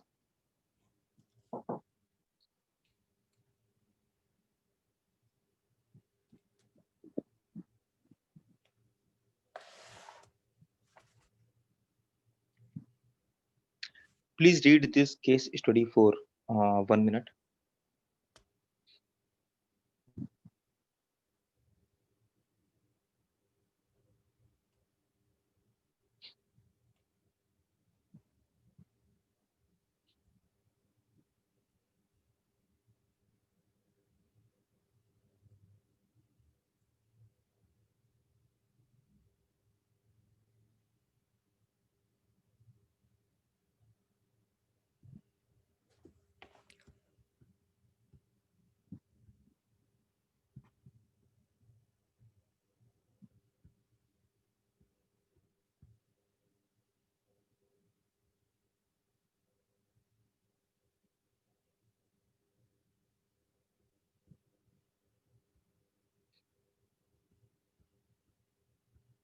I hope सबने पढ़ लिया है। ठीक है, दिलकुश भाई। डिस्कस करें। हाँ भाई, हाँ हाँ प्लीज। ठीक है, तो मैं पढ़ देता हूँ सबके लिए एक बार। In one of the districts of a frontier state narcotics menace मतलब has been rampant. This has resulted in money laundering, mushrooming of poppy farming, arms smuggling. तो बेसिकली ये इश्यूज हो रहे हैं, मतलब एक फ्रंटियर स्टेट है, इसमें ये इश्यूज हो रहे हैं। वहाँ पे ऑलरेडी सिस्टम कोलेप्स होने वाला है, और सबसे बड़ी जो प्रॉब्लम है वो ये है कि वहाँ के जो लोकल पॉलिटिशियंस हैं, सीनियर पुलिस ऑफिसर्स हैं, they are in a way, मतलब according to this case study, they are supporting it basically, drug mafia को। वहाँ पे एक वुमेन पुलिस ऑफिसर अपॉइंट की गई है, like she is known for her skill of handling such situations, तो उनको एसपी बना दिया गया है उस पर्टिकुलर एरिया का, इस मतलब डिस्ट्रिक्ट का जो भी है। if you are the same police officer, if you are, अब if you are मतलब I, अब आंसर में मैं लिखूंगा तो you can write I will do this, I'll take this steps, उस टाइप से ना। Identify the various dimensions of the crisis based on your understanding, suggest measures to deal with the crisis। तो पहले तो if you are the same police officers, identify the various dimensions of the crisis, first answer should be this। फिर based on your understanding, suggest measures to deal with the crisis। तो मतलब पहले जो हम discuss किए थे वही कि एक थोड़ा सा हम ब्रीफ दे देंगे इनको केस स्टडी के बारे में, तो पता चल जाएगा कि इंडिया में जो हमारा जो गोल्डन ट्राइंगल है, जो क्रिसेंट रूट है, ठीक है, तो वहाँ पे कहीं न कहीं ये सारी चीज़ें होती है, एंड इतने सारे न्यूज़ में आता है, तो न्यूज़ में से भी हम कुछ एक आध एग्जांपल्स डाल सकते हैं। जैसे पाकिस्तान वाला बॉर्डर है, पंजाब वाला जो है, पंजाब स्टेट का, तो वहाँ से भी ऐसे मतलब एग्जांपल्स हमको न्यूज़पेपर्स में देखने को मिलते हैं, तो वो एग्जांपल्स हम डाल सकते हैं, ठीक है। और ये थ्रेट बहुत ही बड़ा थ्रेट है, जैसे मतलब पंजाब में तो इनफैक्ट क्या हालत खराब हो गई थी, like at one point of time कितना ड्रग्स वाला इश्यूज था, एजुकेशन, जो इतने यंग लोग थे उनका जो मतलब उनको हम जैसे ह्यूमन कैपिटल के मतलब उसमें रूप में देख रहे थे, उनका मतलब देवर लाइक कि यूजलेस टाइप से उनका कुछ भी यूज मतलब वैसा हो गया था। तो it is a like very grave concern, national security के हिसाब से भी, इंडिविजुअल लाइफ के हिसाब से भी, और हमारे ह्यूमन रिसोर्स के हिसाब से भी, ठीक है ना। तो सिंपल ये लिख दिया 2-3 लाइन कि भाई ऐसा-ऐसा हमारे कंट्रीज़ में ऐसे-ऐसे एरियाज़ हैं और वहाँ पे ये इश्यूज़ हैं। फिर हम सिंपल सा लिखना है कि क्या-क्या डायमेंशंस हैं। तो फर्स्ट डायमेंशन जो सबसे बड़ा एस्पेक्ट है, हमारा पॉपुलेशन है, एंड बाय 2021 वी आर, जैसे हम वो नहीं था कि हम human like capital for the world बनना चाहते हैं, कि हमारे यहाँ से लोग इतने स्किल्ड हैं, इतने लोग हैं, तो वो स्किल हो के लोगों मतलब दूसरे कंट्रीज के लिए they prove as a capital, भाई उनको जरूरत पड़े तो हमारे यहाँ से वो लोग मतलब दे कैन हायर पीपल, ठीक है। तो first aspect is loss of human capital. अगर हमारा ह्यूमन कैपिटल ही डिस्ट्रॉय होने लग जाएगा तो फिर बाकी बाद में तो बाकी चीज़ें तो बाद में होंगी ना, पहले हमको उसको तो सेव करना पड़ेगा। फिर दूसरी चीज़ हो जाएगी, जैसे बॉर्डर एरियाज हैं, तो border areas are the like इतने मतलब they are the place where ये करप्शन, ये मनी लॉन्ड्रिंग या फिर जो भी जो ट्रांजेक्शन्स होते हैं अनऑथोराइज्ड, उनका हब है। तो इंक्रीजिंग ऑफ करप्शन वाला सिचुएशन हो गया, अनऑथोराइज्ड ट्रांजेक्शन्स हो गए, ठीक है। लॉ एंड ऑर्डर वाला सिचुएशन आ जाता है, जहाँ पे एक बार लोगों को ऐसा हो जाता है तो दे लाइक माफिया बन जाता है। और एक बार जब चीज़ें इतने चेन में बन जाती हैं तो it's very hard to break that, ठीक है। तो फिर लॉ एंड ऑर्डर वाला इशू आ जाता है, ठीक है। और जो फंडिंग होती है या फिर इस जो बिजनेस रहता है, इस ये जो ट्रांजेक्शन रहता है, इसके थ्रू जो फंडिंग होती है that is like mostly in black. तो जो ब्लैक वाला मनी होता है that is use for terror funding, like radical जो मतलब चीज़ें होती है उनको सब फंड करने के लिए, ठीक है। और जो हमारा एक सिंपल सा रहता है कि यार एक यूथ वाला रहता है, यूथ वाला जैसे किसी भी कंट्री का सबसे बड़ा एस्पेक्ट क्या होता है कि यार इस कंट्री में इतने यूथ लोग हैं, इतने यंग एनर्जी है, ठीक है ना। तो अगर वो फैब्रिक अगर मतलब ढीला होता जाएगा तो it's a very serious issue, ठीक है। तो एक सोशल फैब्रिक होता है, एक हमारा अलग पॉपुलेशन जो पोटेंशियल पॉपुलेशन है, वो फैब्रिक रहता है, वो भी एक उसका ब्रेक डाउन होने का बहुत ज़्यादा चांसेस रहता है, ठीक है। और तीसरी चीज जो उसमें लिखा था ना कि इसमें कुछ लोकल मतलब पॉलिटिशियंस हैं, सीनियर पुलिस ऑफिसर्स हैं, तो दैट इज कहीं ना कहीं, और देखो कहीं भी कुछ चीज हो रही है तो दैट इज लाइक वो ऐसा तो है ही नहीं कि बिना किसी की इन्फॉर्मेशन के कुछ हो रही होगी, पता सबको मतलब पता है as per the case study also. तो the honesty, the like integrity, जैसे हम पुलिस वाले केस में हम लिख सकते हैं कि जो सिविल सर्विस वैल्यूज हैं, ठीक है, पुलिस ऑफिसर्स की, सिविल सर्वेंट्स की, और जो इलेक्टेड रिप्रेजेंटेटिव रहते हैं, they represent basically they represent the constitution, ठीक है, they take the oath of constitution. तो इन सब चीज़ों के साथ एक मतलब यही तो हो रहा है ना कि यार अगर यही चीज़ें नहीं हम मतलब इंटेक्ट रख पाएंगे, यही चीज़ें हम नहीं बेस मतलब एज ए वो अपने अंदर नहीं रख पाएंगे, अपनी कंसाइंस को उतना मतलब इंटेक्ट नहीं रख पाएंगे, तो इश्यूज बहुत ज़्यादा चलते जाएंगे। तो फिर ये पूछ रहे हैं कि अगर आप वही उस विमेन पुलिस ऑफिसर हैं, उसकी जगह आप हो, आपको अपॉइंट कर दिया जाए, तो क्या मेजर्स आप लेंगे, ठीक है, जो ये क्राइसिस वाली सिचुएशन है तो इसमें ना दो तीन एस्पेक्ट्स आप बना सकते हैं। देखो कभी भी इन ए फील्ड ऑल्सो, अगर आप फील्ड में काम करेंगे तो ऐसा नहीं होता है कि you have to go as per the guidelines, guidelines only, वो तो करना ही है, गाइडलाइंस फॉलो करना ही है, रूल्स हमको फॉलो करना ही है, लेकिन if we can think out of something like कि यार जैसे मैं कैसा एग्जांपल दूं, ठीक है, माइग्रेंट्स वाला मैं देता हूँ, migrants I I have handled migrant वाला सिचुएशन वेरी लाइक बहुत टाइम तक।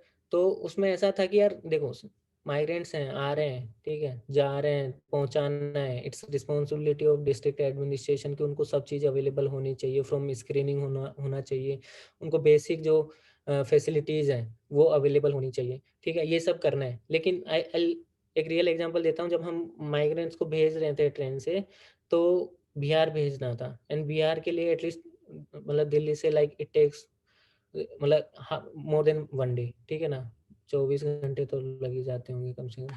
तो होता क्या है, और उस सिचुएशन में कुछ लोग ऐसे थे, 10 से 15 लोग ऐसे थे, जैसे मान लो 200 लोगों का ग्रुप था, तो 10 से 15 लोग ऐसे थे जिसमें से 3-4 महिलाएं प्रेग्नेंट थी, ठीक है, कुछ लोग हैंडीकैप थे, लाइक दिव्यांग लोग थे, है ना, कुछ सीनियर सिटीजन्स थे जिनको अगर उनको बिठा भी देते ना, हम ट्रेन में बिठा भी देते, तो अ, अ, फिर ट्रेन में जो सफ़र है, जो मतलब कि जो वो यात्रा है, उसका रिस्पॉन्सिबिलिटी इन ए शेल्टर होम कि भई जब आपका एक बार और उनको मतलब हॉस्पिटल से कनेक्ट कर दिया था कि अब आप जब आपका हेल्थ सही हो जाएगा, आप सही रहेंगे, तो हम बाद में आपका ट्रेन से स्पेशली टिकट करा देंगे।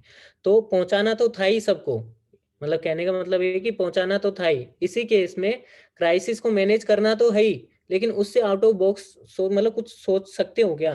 मतलब एज़ ए एडमिनिस्ट्रेटर या as a civil servant out of box कुछ सोच सकते हैं क्या हम उससे मतलब? तो इस केस में हमको इस क्राइसिस को, जो ये बिज़नेस चल रहा है, जो ये ट्रांज़ैक्शन चल रहा है क्रॉस बॉर्डर, जो ये सब स्मगलिंग वगैरह चल रही है, इसको तो रोकना है ही, नो डाउट, ये हमारा ड्यूटी है।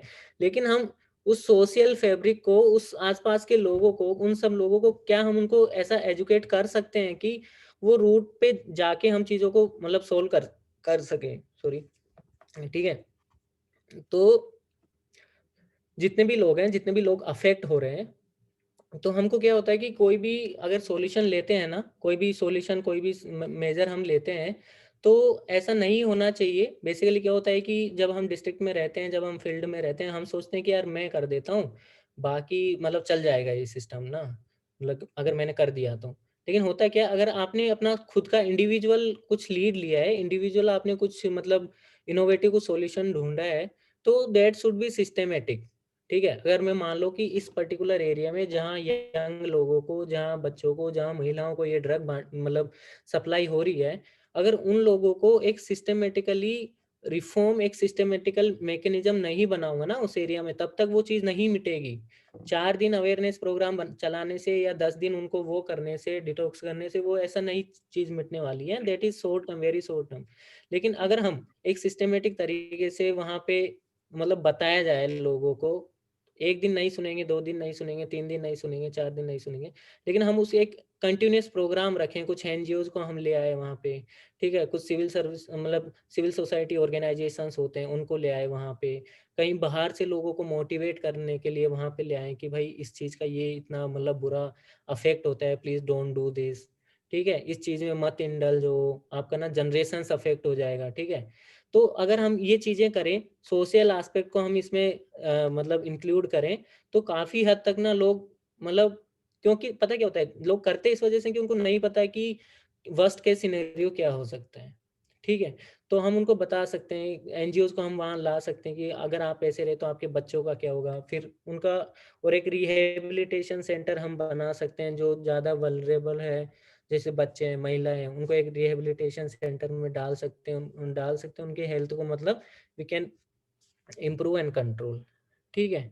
डॉक्टर्स के एनजीओज़ होते हैं, doctors for you is one NGO, उनके साथ हमने यहाँ पे भी काम किया। मतलब ऐसे कुछ-कुछ एग्ज़ाम्पल्स आप दे सकते हैं, ठीक है? जो जाके वहाँ पे कुछ काम कर सकते हैं, जो मतलब लोगों को रिहैबिलिटेट करने के लिए, उनको मतलब ड्रग से दूर रखने के लिए जितने भी मेजर्स हो सकते हैं, वो ले सकते हैं, ठीक है? सेकंड थिंग इज़ उसको आप कैसे स्ट्रैटेजिकली उस एरिया को आप कैसे स्ट्रैटेजिकली हैंडल कर सकते हो ताकि लोगों का मिनिमल इंटरफेयर हो वहाँ पे, ठीक है? लोगों का इंटरफेयर मतलब लोकल चीज़ों को जितना ज़्यादा आप सिस्टमैटिक रखेंगे, मतलब मॉनिटर में रखेंगे, सर्विलेंस में रखेंगे, उतने ही ज़्यादा लोगों का इंटरफेयर कम होगा और चीज़ें स्मूथली चलती रहेंगी। तो सिक्योरिटी में हो गया कि भई जो एरिया है, मान लो दिस इज़ द एरिया, तो उसमें आपने प्लान कर लिया कि ये पॉइंट सबसे ज़्यादा रिस्की है या इस पॉइंट से सबसे ज़्यादा होता है। This this is the another second point, ये थर्ड पॉइंट है। यहाँ से सप्लाई जाती है यहाँ पे, ठीक है? तो ये सप्लाई वाला भी हमको ब्रेक करना पड़ेगा, ठीक है? जहाँ पे जा रही है वो भी ब्रेक करना पड़ेगा और जहाँ से आ रही है वो भी ब्रेक करना पड़ेगा। तो ऐसे 3-4 पॉइंट्स 4-5 पॉइंट्स उसका मैपिंग कर लिया, उसका स्ट्रैटेजिकली वो बना दिया कि भाई यहाँ-यहाँ पे हमको we have to focus on these areas, on these aspects, on these locations, ठीक है? जहाँ एंटर कर रही है, जहाँ जा रही है, ठीक है? 2 चीज़ें हो गई। Cross border checking is very important aspect, वहाँ पे एक like you can have a live check post monitoring, ठीक है? सर्विलेंस हो सकता है। जो ऑफिसर्स हैं जो जहाँ वो डील कर रहे हैं, ठीक है? ऑफिसर तो जो नीचे वाले ऑफिसर्स हैं जो डील कर रहे हैं वहाँ पे, उनको हमको ट्रेन करना होगा कि भई इस सिचुएशन में हमको क्या करना है और आपको इतना स्ट्रिक्ट और इतना विजिलेंट होना है। इसमें हम technological aspect we can include very much ना, टेक्नोलॉजी जितना ज़्यादा इंक्लूड करेंगे उतना ज़्यादा लोगों का इंटरफेरेंस कम होगा। और जब मैनुअली इंटरफेरेंस कम होता है ना, तब चीज़ें like they are more transparent, more objective, more मतलब इन ए गुड मैनर, ठीक है? तो ये हो गया। और जो टीम वर्क है आपका, जो टीम रहेगी, आप as a SP you are the leader, but जो आपकी टीम रहेगी जिनसे आपको काम करवाना है, जिनसे आपको इस चीज़ को ग्राउंड पे रोकनी है, they should be the people who have worked hard. उनको आप बनाइए कि भाई आप बन गए, आपको एसपी अपॉइंट कर दिया, आप बोलिए कि भाई मेरे को ये टीम चाहिए, मेरे को ये लोग चाहिए, मेरे को टेक्निकली साउंड पीपल चाहिए, जो सीसीटीवीज को देख सके, जो फुटेज को देख सके, जो क्रॉस बॉर्डर चेकिंग कर सके, सर्विलेंस कर सके। तो अपनी जो टीम है उसको भी आप स्ट्रेंथ कर सकते हो, उसमें बेस्ट ऑफिसर्स आप अपॉइंट कर सकते हैं, ठीक है? अब तीसरी अब इसमें मतलब they are focusing mostly on police aspects ना, तो तीसरी चीज़ क्या कर सकते हैं, एक सोशल एस्पेक्ट हमने देख लिया, दूसरा हमने सिक्योरिटी एस्पेक्ट देख लिया जो हम क्या कर सकते हैं, तीसरा हम लीगल एस्पेक्ट्स देख सकते हैं, ठीक है? इकोनॉमिकल भी हम इसमें देख सकते हैं, लीगल में हम ये देख सकते हैं क्योंकि the focus is on like if you are like SP हो आप उस एरिया के, तो कन्विक्शन जो मतलब जो भी है, आप जितना ज़्यादा वहाँ पे एफआईआर्स कर सकते हैं, जितने लोगों को आप मतलब उसमें डाल वो नेट में जो because it's a very like mafia होता है, पूरा चेन होता है। जब तक आप पूरे लोगों को नहीं कवर कर पाओगे, पूरे लोगों को एक नेट में नहीं लाओगे, तो फिर चीज़ों को ना कंट्रोल करना इज़ वेरी डिफ़िकल्ट, ठीक है? फिर जो भी लोग इसमें उलझे हुए हैं, जो भी पुलिस ऑफिसर्स इसमें उलझे हुए हैं, जो भी स्टाफ इसमें इन्वॉल्व्ड है, उनके खिलाफ स्ट्रिक्ट एक्शंस होना चाहिए ताकि जो दूसरा स्टाफ गया है, जो दूसरे स्टाफ आप डिप्यूट कर रहे हो वहाँ पे कुछ अच्छा करने के लिए, वो करने की हिम्मत भी ना करें। सोचे भी ना कि हम ऐसा कर सकते हैं। अगर करेंगे तो उनको पता है क्योंकि पहले वाले स्टाफ को आपने दूसरे दिन ही हटा दिया था, सस्पेंड कर दिया था। तो वो सोचेंगे अगर यार ऐसा किया तो ऐसा हो जाएगा तो like let's do something better. और उनको मोटिवेट करते रहना चाहिए बीच बीच में, बिकॉज क्या होता है यहाँ पे भी सब डिवीजन लेवल पे कोई भी काम आपको कराना है, कोई भी काम आपको कराना है तो you have to keep motivating your team. Basically जो पोस्ट रहती है ना, जो कुर्सी रहती है, वो सारे काम वहाँ कुर्सी से नहीं होते हैं, सारे काम आप आपकी टीम के द्वारा होते हैं। मान लो आप मेरे सब डिवीजन में 20 लोग हैं, 20 स्टाफ हैं, तो मेरे को काम तो उन्हीं से कराना है ना, मेरे को इफिशियंसी तो उन्हीं से बढ़ानी है ना, in any ways any time. ठीक है, तो मैं क्या कर सकता हूँ कि मैं आई कैन मोटिवेट देम। ठीक है, I can motivate every day कि भैया देखो यार, ये आदमी ना 2 घंटे से सर्टिफिकेट के लिए खड़ा है, क्यों खड़ा है, रीजन बता दो, या तो रीजन बता दो उसको कि भाई खड़ा नहीं रहना चाहिए। अगर रीजन नहीं बता पा रहे हो तो उसका काम करो, सिंपल सी बात है। अगर नहीं करोगे तो फिर अगले दिन कुछ भी हो सकता है, ठीक है ना। क्योंकि आजकल लोग इतने अवेयर हो गए हैं कि अगर उनका काम नहीं करेंगे तो यहाँ डाल देंगे, ट्विटर पे डाल देंगे कि मैं इस ऑफिस में गया, मेरे को 2 घंटे वेट करना पड़ा विदाउट एनी रीजन, लाइक उन्होंने मेरे को खड़ा रखा, कुछ बताया नहीं। तो इन चीज़ों से को मतलब हैंडल करने के लिए, ताकि क्राइसिस ना हो, उससे पहले हम कुछ चीज़ों को मैनेज कर सकते हैं। ठीक है, तो इसमें लास्ट में कुछ मतलब एक बैलेंस्ड कॉन्स्टिट्यूशनल वाला या फिर अपना डीपीएसपी वाला कुछ प्रोविजंस लिख सकते हैं, जो अभी केस स्टडी था कि भाई हमको ये करना है। कुछ हमारा सिविल सर्विस वैल्यूज वाला 1-2 वैल्यूज हम लिख सकते हैं कि ये हमारा वैल्यूज है, ये हमारे मतलब होने चाहिए चीज़ें ना।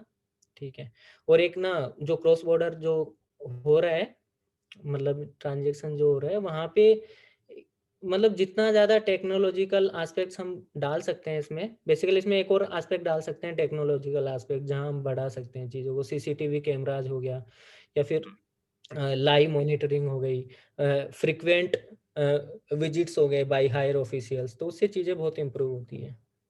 बताइए पुनीत भाई। भाई एक सेकंड, किसी का कोई भी, आई थिंक सर ने बहुत अच्छे से केस स्टडीज के बारे में बता दिया है। किसी का कोई भी सवाल है, if anyone has any question, अपने माइक को अनम्यूट करें और सर से आप डायरेक्ट क्वेश्चन कर सकते हैं।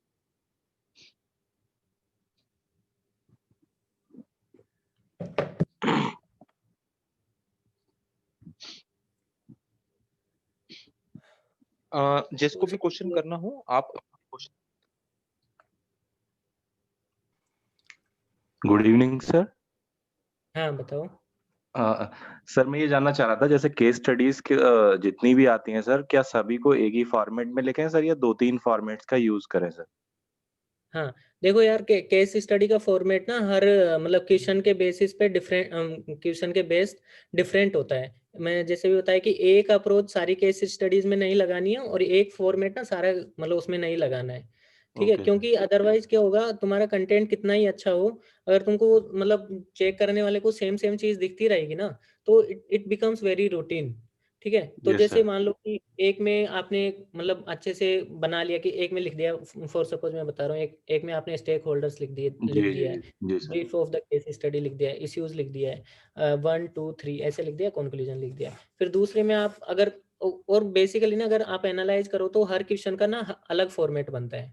उसमें मान लो कि आपको दे दिया है कि दिस इज द सिचुएशन, आपको इसमें से क्या चूज करना है। ठीक है ना, तो उसमें ओके फॉर्मेट सर, अपने आप ही बन जाएगा कि 3 ऑप्शंस बन जाएंगे कि इधर आई चूज, और अगर नहीं करता हूँ, और एक बैलेंस्ड व्यू जो हमको पता रहता है कि जो सबसे ज्यादा प्रैक्टिकली पॉसिबल रहता है। ठीक है, तो उसमें वो फॉर्मेट बन गया। एक क्वेश्चन होता है जिसमें ऑलरेडी ऑप्शंस दे रखे होते हैं, या यस सर, सब सबसेट ऑफ क्वेश्चंस दे रखे जी होते हैं, पूछ जी रखे सर, होते हैं, उसका अलग ही फॉर्मेट बन जाएगा। तो like try to avoid same format and same approach in all the case studies. वो ये रहेगा कि आप अलग अलग लिखेंगे तो पढ़ने वाले को भी अच्छा रहता है। देखो यार, मैं सिंपल सा बताता हूँ, अगर मैं लिख के एक आंसर आपको मतलब 4 आंसर में आपको लिख के देता हूँ, और यस सर, चारों आंसर में भले से कंटेंट मैंने बहुत अच्छा लिखा है, नो डाउट, लेकिन हम्म, अगर वो सेम सेम चीजें लिख के दे दी हैं तो फिर सोचोगे कि यार ठीक है लिख तो दिया, लेकिन कुछ अलग तो कर ही सकता था ना, एटलीस्ट 4 में यस यस तो सर, कुछ अलग।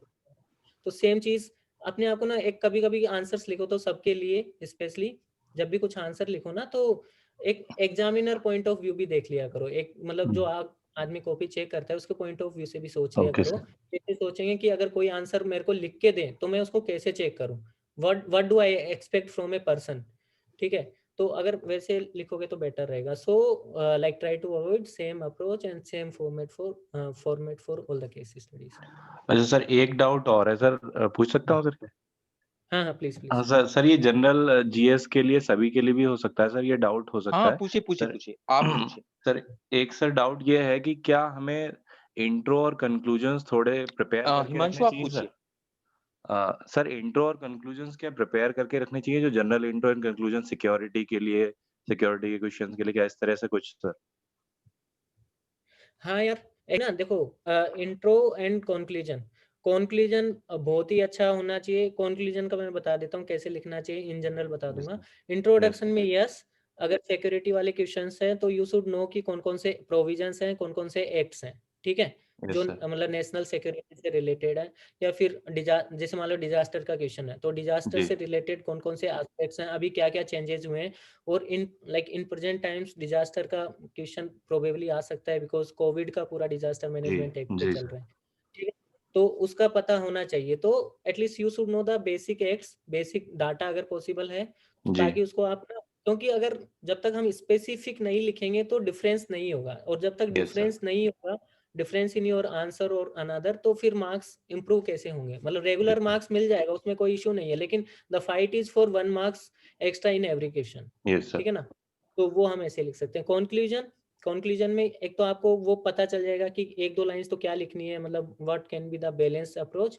प्लस इन एथिक्स में ट्राई टू इंक्लूड कॉन्स्टिट्यूशन, जहां पे भी पॉसिबल हो, कॉन्स्टिट्यूशन के प्रोविजंस जहां पे भी पॉसिबल हो वो इंक्लूड करो. In otherwise also in general GS try to include government schemes and with link to current affairs.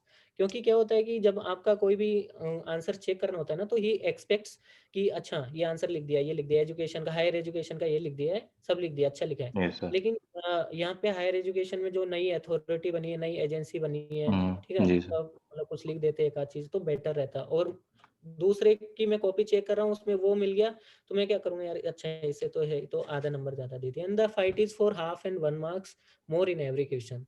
बाकी रेगुलर तो मिल ही जाते हैं, ठीक है ना.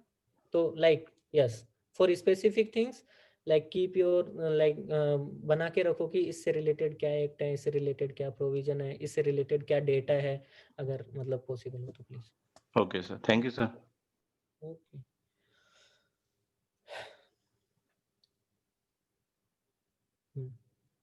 पुनीत भाई,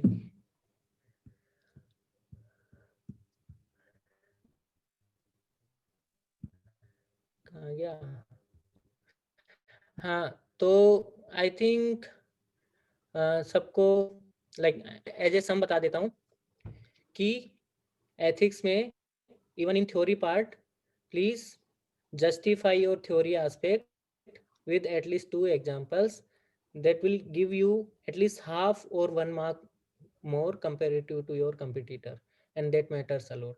ठीक है, एग्जाम्पल से आप जस्टिफाई कर पा रहे हैं तो definitely it will help you. ठीक है. Second thing, in case studies please please please please read it very carefully. Keywords को आप नोट डाउन कर लीजिए, ठीक है, उसमें मतलब मार्क कर लीजिए कि क्या क्या एस्पेक्ट्स पे हमको फोकस करना है. Stakeholders and ethical dilemmas या फिर इश्यूज हैं वो आप इंक्लूड कर सकते हैं, ठीक है ना, even if it is not asked specifically. बाकी चीज जैसे क्वेश्चन रिक्वायरमेंट है, जैसे क्वेश्चन की रिक्वायरमेंट है, जैसे डिमांड है क्वेश्चन की, वैसे आप आंसर्स लिख दीजिए. और after like making your decision, after giving your suggestion, giving your points, make a like very concrete decision. जैसे मान लो कि कुछ इश्यू हुआ, उसमें ये एस्पेक्ट्स हैं, ठीक है, डन है, लेकिन आपका फाइनल डिसीजन क्या है, that should be there and that should be very very clear. ठीक है, अगर वो वहां पे नहीं होगा तो बोलेगा ठीक है, इतना एनालाइज तो हर कोई कर सकता था, फाइनल करना है क्या है, मेरे को ये तो बता दो. आपका हायर अथॉरिटी आपसे पूछेगा कि भाई करना है क्या है, अगर वही नहीं पता तो सारा रामायण सुना दो, कोई मतलब नहीं रहता. तो please make your decision very clear, very like concrete कि हाँ this is the thing which I will do. ठीक है. और conclusion, even in case studies conclusion is like very important and very critical. ठीक है, उसको कॉन्स्टिट्यूशन से आप लिंक कर सकते हैं, और मतलब अपने मतलब कंट्री के कुछ एग्जांपल्स उनसे भी कनेक्ट कर सकते हैं. ठीक है. दिलकुश भाई, थोड़ा समय है 15 मिनट के बताओ लिए. ना. दो सवाल हैं भाई। पहला सवाल ये है कि हाँ। कुछ लोग 3 अटेम्प्ट, 4 अटेम्प्ट, 5 अटेम्प्ट तक मेहनत करते हैं लेकिन सक्सेस मिलती नहीं है, किसी को लास्ट हाँ। अटेम्प्ट में मिलती है। तो क्या हाँ। ये सर्विस इतनी वर्थ है कि आप जब वहां पहुंचेंगे तो वो सारा कुछ सही कर देगी? हाँ यार, ये इसका आंसर मैं दे सकता हूँ अच्छे से। देखो यार, मेरा भी यही सीन था, जो भी सुन रहे हैं। ये आई कई मैं फर्स्ट अटेम्प्ट में I gave both interviews, civil services and forest वाला। तो दोनों के इंटरव्यू में नहीं हुआ था। Then I could not make into prelims in 2017। तो फिर बिल्कुल। ऐसा ही लग रहा था कि यार दोबारा तैयारी करें कि कहीं नौकरी वोकरी ढूंढ लेते हैं। ठीक है, सिंपल सा फंडा। तो नौकरी वोकरी ढूंढने गए, लेकिन वहाँ पे ऐसा लगा कि यार यहाँ पे ना ये नौकरी ढूंढना is very tough. Like preparing for UPSC is very easy, क्योंकि हमको चीज़ें पता है, हमारा मतलब वो है कि करना ही है, तो फिर चीज़ें पता रहती है। देन आई प्रिपेयर्ड अगेन, तो अभी हो गया हूँ मतलब क्वालिफाई हो गया। And I am posted in Delhi. और दिल्ली का जितना मेरा अभी मतलब आई ज्वाइंड हियर इन मई, तो मैं इसे अभी तक 5 साढ़े 5 महीने हो गए, 5-6 महीने हो गए। तो मैं बताता हूँ कि इट्स वर्थ। पहले तो मैं अपना ओपिनियन बता देता हूँ। इट्स वर्थ किसी भी अटेम्प्ट में हो, अटेम्प्ट डजंट मैटर। जब आपके पास एक बार चीज़ें आ जाती हैं, है ना, तो लाइक इट मेक्स इक्वल। मेरे को कुछ पता ही नहीं चलता। जैसे मान लो कि इतना मतलब इतना रो रो के फिर मिल जाती है ना चीज़ें, फिर ऐसा वो रोना, वो सिचुएशंस, वो कंडीशंस जो मतलब पटेल नगर ओआरएन में रहते हैं, तो वो कुछ याद नहीं रहता है। फिर अच्छी चीज़ें याद रहती हैं। फिर वो ये मतलब ऐसा लगता है कि यार अच्छा, मतलब इतना डिफिकल्ट फेज था तभी ना, मतलब वो याद आता रहता है। उसी की वजह से we enjoy the like this service very much. ठीक है। और the other aspect is it's worth. और अपने लेवल पे, I am not talking about मतलब बहुत ही बड़े लेवल पे, अपने लेवल पे, खुद के लेवल पे, जिस कुर्सी पे आप बैठते हैं ना, जिससे आप एसडीएम की कुर्सी पे बैठते हैं, आप डीएम की कुर्सी पे बैठते हैं, या फिर किसी भी हेड ऑफ डिपार्टमेंट वाली चेयर पे बैठते हैं, you can do lots of things, lots of opportunities are there. मैं बताता हूँ, like when I was handling the migrants issue, actually ये ना वाला एक ये वाला मेरा सेपरेट क्वेश्चन है, सॉरी। ये मेरा सेपरेट अच्छा, क्वेश्चन है। ठीक है। हाँ, तो इट्स वर्थ अच्छा, मोर तो then worth. Attempt, number of attempt doesn't matter. हाँ। Doesn't matter. Thank you for telling this. And एक हाँ। बात ये रही कि जब आपने सर्विस ज्वाइन किया तो पूरी दुनिया में हाँ। एक हाँ। इशू आया, कोविड। और मेरे ख्याल हाँ। से हाँ। ये बहुत रेयर रहा होगा कि कोई भी आईएएस ज्वाइन कर रहा है और डायरेक्टली एक बहुत बड़े इशू को हैंडल कर रहा है, हाँ। जहां हाँ। पे लोग रो रहे हैं, लोग मर रहे हैं, लोग तड़प रहे हैं। तो हाँ। आपका हाँ। एक्सपीरियंस कैसा रहा कि आप उस पोजीशन पे रह के कितनों हाँ। की हाँ। मदद कर पाए? और वो एक अंदर जो एक सेटिस्फेक्शन जो हम कहते हैं ना कि यार रात में नींद अच्छी आती है कि किसी की मदद कर दी, तो हाँ। वो हाँ। आपका कैसा रहा? चलो मैं मतलब अपना एग्जांपल बताता हूँ यार। मैं मतलब I joined on 11th of May. और 11th मतलब मई वाला फेज तो माइग्रेंट वाला पीक फेज था कोविड का भी। लाइक इट वाज वेरी, वो बहुत ही ऊपर बढ़ रहा था, पैनिक लोगों का, लोग इतने परेशान हो रहे थे। Like it was on the climax of everything. तो मैंने 11 मई को ज्वाइन किया। On very next day I goat the like कि आपको माइग्रेंट सेल का हेड बना दिया गया है, you have to manage migrants in तो योर एक डिस्ट्रिक्ट। सेकंड, ठीक है, आप दिल्ली के माइग्रेंट सेल के हेड थे? In my district, no okay, total Delhi, central Delhi का। ओके। तो उसमें वो बनाया। Then there were like 40 shelter homes, and there were like thousands of people who were roaming around on openly on roads, जिनके पास मतलब वो ऐसे थे कि यार कहीं तो भिजवा दो हमको, कहीं तो भिजवा दो। ठीक है। तो बेसिकली क्या होता है कि आप ना जब तक चीज़ें थोड़ा सा प्लान करके करते हैं, तो it gives very good outputs. तो हम स्टार्ट किए। ट्रेन्स भी स्टार्ट हो गई थी तब तक, लेकिन ट्रेन्स का जो डेस्टिनेशन था वो हर जगह नहीं था। ठीक है ना। मतलब जैसे यूपी में भी ट्रेन जा रही है, तो कुछ ही 4-5 लोकेशंस पे जा रही हैं, तो इन एंड अराउंड उस डिस्ट्रिक्ट्स के तो हम भेज सकते हैं, लेकिन व्हाट अबाउट द अदर्स। ठीक है, वैसे बिहार में ट्रेन्स तो जा रही हैं, लेकिन कहाँ भेजें। तो दूसरे या तीसरे दिन ही हमको मतलब भेजा गया कि एक और थे मेरे साथ वाले, तो हमको भेजा कि वहाँ पे इतने इतना लोग इकट्ठा हो रहे हैं, और वहाँ पे जाओ, लोगों की स्क्रीन करो, और बस का मतलब उनका पूरा डाटाबेस बनाओ, ट्रांसपोर्टर से कोऑर्डिनेट करो, और उन लोगों को वहाँ से भिजवाना है, उनके लिए arrange food and everything, basic things for them. तो हम गए वहाँ पे, एंड इट वाज लाइक यार लोगों को ना ऐसी सिचुएशन में लोगों को कन्विंस करना, लोगों को वेट कराना, लोगों को बोलना कि आप धैर्य रखें, इज़ वेरी डिफिकल्ट थिंग। वो ऐसे सोचते हैं कि आप तो हट जाओ साइड में, आप ये सब क्यों कर रहे हो, उनको बस में बैठा दो और भेज दो, ठीक है। लेकिन दूसरी चीज ये होती है कि हमको उनको ना एक सिस्टमेटिक तरीके से भेजना होता है ताकि वी कैन फॉलो अप। तो बेसिकली थिंग वाज कि आई लाइक मैं क्या करता था, वहाँ के जिस डिस्ट्रिक्ट्स में हम भेजते थे लोगों को, उसके वहाँ के डीएम सर से, वहाँ के अथॉरिटीज से हम बात करते थे कि हम इतने लोग वहाँ पे भेज रहे हैं, और उनका स्क्रीनिंग करते थे। तो like I personally sent like 60 buses from my subdivision district only. एक दिन हुआ था, we planned for 24 buses in a single day. तो उसका दिन से प्लानिंग स्टार्ट हुआ, रात को 10-11 बजे तक प्लानिंग चला। फिर शेल्टर होम से जो रोड पे लोग घूम रहे थे उनको उनका पूरा डाटाबेस बनाया, एंड 4 बजे रात को 4 बजे मैं घर पे आया, and I D not like मेरा डिनर भी नहीं हुआ था, क्योंकि इतनी सारी चीज़ें रहती है ना तो कुछ याद ही नहीं आता, और जब तक वो नहीं कर पाते और एक नया नया उत्साह था कि करना है, तो लाइक 4 बजे सब लोगों को बसों में बिठाया, उनको खाना पानी दिया रास्ते के लिए, वो चीज़ भिजवाई। वो 4 बजे आने के बाद भी जो 24 ड्राइवर्स थे बसों के, उनको पास वगैरह हमें अरेंज करना था, वो किया सब, लेकिन फिर भी रास्ते में कि सर यहाँ पे रोक लिया है, सर यहाँ पे रोक लिया है। देन मैं कुछ 6 बजे सोया होगा, फिर 7 बजे उठा जब मैं, there were 27-28 miss calls in my phone of drivers के कि सर अभी यहीं रुके पड़े हैं सर, जाने ही नहीं दे रहे सर उनको। फिर मैं बात किया, फिर आगे पहुंची। तो फाइनली ना इतना, मतलब मेरे को पर्सनली मैं अपना बता रहा हूँ कि जो हम चीज सोचते हैं ना, जो मतलब जितना पसीना बहाया है ना, उसका सुख तो मिलता ही है, मतलब संतुष्टि मिलती है। And other thing was like on one day 7,000 लोगों की क्राउड नई दिल्ली रेलवे स्टेशन के पास इकट्ठा हो जाती है, ठीक है। उन लोगों को मैनेज करना, उनको सेग्रीगेट करना, उनमें बहुत सारे सीनियर सिटीजन्स होते हैं, उनमें बहुत सारे हैंडीकेप्ड पीपल होते हैं, दिव्यांग लोग होते हैं, महिलाएं होती हैं जो प्रेग्नेंट होती हैं, ठीक है। 6-6 महीने के बच्चे रहते हैं, उनके साथ इतना सारा सामान होता है, उनको हैंडल करना ना, मतलब हमने उस दिन रात को 12 बजे सांस ली थी। Like my DM was very proactive. तो उन्होंने सब चीजें अरेंज की, इमीडिएट ट्रेन अरेंज की। जो लोगों को दिक्कत थी, प्रेग्नेंट लेडीज, उनको हमने शेल्टर होम्स में रुकाया कि आपको 10 दिन बाद भेज देंगे, प्लीज आप यहाँ रुक जाइए, रास्ते में कुछ हो गया तो कौन, मतलब हु विल बी रिस्पॉन्सिबल।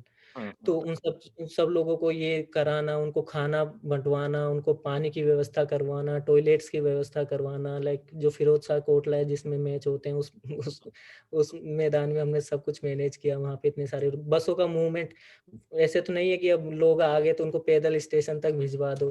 तो like it was around 400 buses of DTC जिनको मैनेज किया कि भाई इस टाइम पे आते जाना है, उनका स्क्रीनिंग कराना, उनका डाटाबेस बनाना। तो यार Covid like gave extra ordinary exposure, extra ordinary, जो रेयरी सेंचुरीज में कभी आता है। और एक नई नई नए नए फील्ड में आते हैं तो इतना सीखने को हार्डली कभी मिलता है। तो I like even I am enjoying it. अभी मेरा एसडीएम सिर्फ तो ऑलमोस्ट खत्म हो गया है, but I am moving to other departments. तो हर डिपार्टमेंट में अभी तो बहुत चैलेंजेस है, बहुत सारी चीजें हैं, बहुत सारी इनोवेशंस आप कर सकते हैं, बहुत सारे इनोवेशंस कर सकते हैं ऐसी चीजों पे, मतलब इस ऐसे टाइम्स में। And I am from I graduated from IIT Indore. तो लाइक मैंने सजेशंस दिया कि भाई हम ऐसा ऐसा कर सकते हैं। तो मैंने अपने जूनियर के साथ मिलकर एक सॉफ्टवेयर डिजाइन किया। तो and that is like still working and that is much appreciated like among all the districts. तो ऐसे टाइम्स होते हैं जहाँ पे आप ना अपने आप को प्रूफ कर सकते हैं कि भाई मैं कैपेबल था, तभी यूपीएससी क्वालिफाई किया है, तो आपने एक बहुत ठीक अच्छी है। टर्म यूज करी, एंजॉइंग। तो हाँ you are enjoying helping the people, you are enjoying, मतलब कि उनका कुछ सफरिंग कम हो, थोड़ा दुख हम कम कर दें, क्योंकि आज आप उस पोजीशन पे हो, है ना।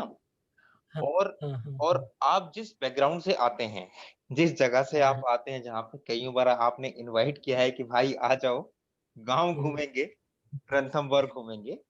हाँ एक बात आती है कि कोविड के टाइम पे ऑफिशियल पोजीशन तो आपने यूज किया, if I am not wrong, personal हाँ लेवल हाँ पे आपने कुछ जगह पे मोबिलाइज किया एक गैदरिंग हाँ की, हम कुछ लोगों के टिकट करा दे, क्योंकि कुछ लोगों के पास पैसे थे भी नहीं टिकट कराने के, है ना।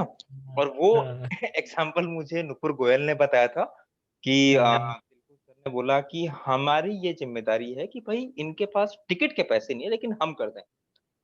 तो एक तो यार प्रोफेशनल, हुआ हाँ एक हुआ क्या पर्सन, था। मैं हाँ हाँ प्लीज प्लीज प्लीज हाँ, प्लीज तो बताइए। मतलब कि आज वो पोजीशन जब हमें मिलती है तो मेरे ख्याल से पर्सनल को भी हम अच्छे से यूज कर पाते हैं, बिल्कुल वरना बिल्कुल। थोड़ा टफ रहता है लोगों को कन्विंस करने के लिए कि यार मैं ये एक अच्छा काम करने जा रहा हूँ।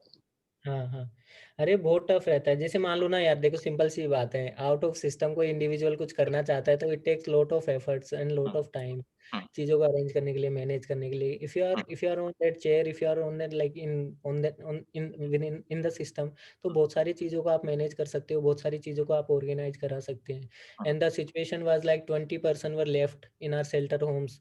देवर लाइक उनको, किसी को बंगाल जाना था, किसी को आसाम जाना था, किसी को तमिलनाडु जाना था, किसी को मतलब महाराष्ट्र जाना था। वो वहाँ पे ट्रेन जा नहीं रही थी, मतलब जो माइग्रेंट्स वाली थी। तो हमने उनके लिए, मैंने बोला कि यार हम कुछ कर सकते हैं, तो हमने फंड बनाया। तो लाइक इट वाज 25-30,000, तो हमने उनके टिकट्स करवाए, उनको भेज दिया। तो अच्छा ही लगा, सबको अच्छा लगा। तो एंड ये एक और इनिशिएटिव था 1 रुपी मिराकल, जो मैंने लिया था। मतलब काफी टाइम तक ये चला था इंदौर में, जब मैं वो, तब तो मैं लबासना में ही था। तो वो भी तो मैंने अच्छा चला था। लाइक इनिशियल लॉकडाउन में इतने लोगों को खाना बंटवाया, इतना 1-1 रुपए से आप इतना चेंज कर सकते हैं, तो यार मतलब वो काफी मैंने कुछ वो बोला है कि एथिक्स में एग्जाम्पल की तरह यूज जरूर करें। हाँ, बिल्कुल कर सकते हैं, बिल्कुल। एक और बात है कि अभी क्या है कि अब लोग मेंस दे रहे हैं, ठीक है, और आप भी स्टूडेंट रहे हैं। एक पैनिक मोड आता है मेंस में कि जहां पे स्टूडेंट पैनिक करना चालू कर देता है पढ़ने की जगह, और आप उस साइड है जहाँ पे एक सर्विस में है, प्रॉपर आईएएस हैं, और आप भी शायद पैनिक करते होंगे, है ना? तो इस समय क्या एक मैसेज देना चाहेंगे उन लोगों को कि वो पैनिक नहीं करें और अपनी तैयारी बेहतर कर लें? हाँ यार, देखो ये चीज मेरे मेरे साथ ना फर्स्ट अटेम्प्ट में हुई थी, जब मैं मेंस दे रहा था। तो I used to like frequently I used to think about my result exam दे मेंस लिखने से पहले, कि यार क्या होगा, कैसा होगा, क्या नहीं होगा। लेकिन एंड ठीक है, नहीं हुआ, फाइनल नहीं हुआ, इट्स ओके। लेकिन जब मैंने, मेरा थर्ड अटेम्प्ट था, जो सेकंड मेंस में दे रहा था, that time I still remember that time. And उस जो ओपन माइंड से मैं एग्जाम दे रहा था, एकदम ओपन माइंड से, कि यार मेरे को पढ़ना है, मेरे को लिखना है, मैं को लिख रहा हूँ, उसमें मिस्टेक्स है, मेरे को उसको सुधारना है। तो वही चीज दिमाग में चलती थी। मैं लिटरली बता रहा हूँ कि रिजल्ट के बाद में मैं हार्डली सोचता हूँ कि यार अपना बेस्ट करो, रिजल्ट अपने हाथ में है ही नहीं, पहले ही देख लिया ना, इतना मेहनत कर लिया, नहीं हुआ तो basically it's not in our hand. तो जितना आप कर सकते हो। तो I put my 100% with open mind. ऐसा नहीं है कि कुछ चीज़ों में दिमाग में चलती रही है, चल रही है, या फिर कि अरे नहीं होगा तो क्या हुआ, तो ठीक है बाद में देखेंगे, बट अभी अच्छे से करना है। तो उस टाइम पे आंसर राइटिंग भी मतलब बेसिकली देखो, जब पैनिक मोड जब होता है, जब हम चीज़ों को ना मतलब कहीं न कहीं दिमाग में घुमाते रहते हैं, जब चीज़ों को हम दिमाग में स्पेस देते हैं, ठीक है, उस चीज़ पे बार-बार सोचते रहते हैं कि अरे यार ऐसा नहीं होगा तो क्या हुआ, अरे यार ये तो हो ही नहीं रहा है, अरे ये तो हो ही नहीं रहा है। तो उस स्पेस को खत्म करने के लिए क्या करना चाहिए भाई? मतलब कि लिखो, रिवाइज़ किया, लिखा, and there are loads of mistakes which we do generally. उन मिस्टेक्स को देखो यार। उन बेसिकली क्या होता है ना, कोई भी जीएस का पेपर होता है जिसमें 20 क्वेश्चन रहते हैं, वो 20 क्वेश्चन थीम बेस्ड रहते हैं। They are not like one question is not one question basically. अगर आप किसी एक क्वेश्चन में मिस्टेक करते हैं तो यू आर, इट मीन्स कि आपको उस पूरे जीएस 1 के उस क्वेश्चन के उस थ्योरी को, उस थीम को रिवाइज करना पड़ेगा। तो one question is equal to one aspect, one theme in that particular subject. ठीक है, तो उसको रिवाइज करो, फिर बाद में आंसर, दोबारा आंसर लिखो। तो अगर इस चीज में हम व्यस्त रहते हैं ना, तो पैनिक मोड आता ही नहीं है। मतलब जितना हम व्यस्त रखेंगे, जितना हम अपने आप को इम्प्रूव करते रहेंगे, नेचुरल तो है ही यार, देखो सबको पता है, सब फील करते हैं, सबको पता है कि थोड़ा बहुत तो दिमाग में चलता ही है, and that should be there. थोड़ा बहुत तो रहता ही है। अगर पैनिक नहीं रहेगा, बहुत ही उस टाइप से देंगे तो फिर भी थोड़ा सा वो हो जाता है। तो नेचुरल जो जितना रहता है उस पे रहना चाहिए, फोकस नहीं करना चाहिए, कंसंट्रेट नहीं करना चाहिए बाकी चीजों पे, स्पेस नहीं देना है दिमाग में बाकी चीजों अगर को। मैं इसको सम अप करूं तो आपका कहना हाँ ये है कि जर्नी पे फोकस करो, हाँ डेस्टिनी पे नहीं, हाँ हाँ। है ना? ये तो अच्छी होने वाली है यार, मतलब नो डाउट, नो डाउट, अगर इतना मेहनत कर रहे हैं तो it's going to be very wonderful. Guys, anyone wants to ask any question? Only last two question we will take. Only last two. Unmute your audio and ask the question. Anyone?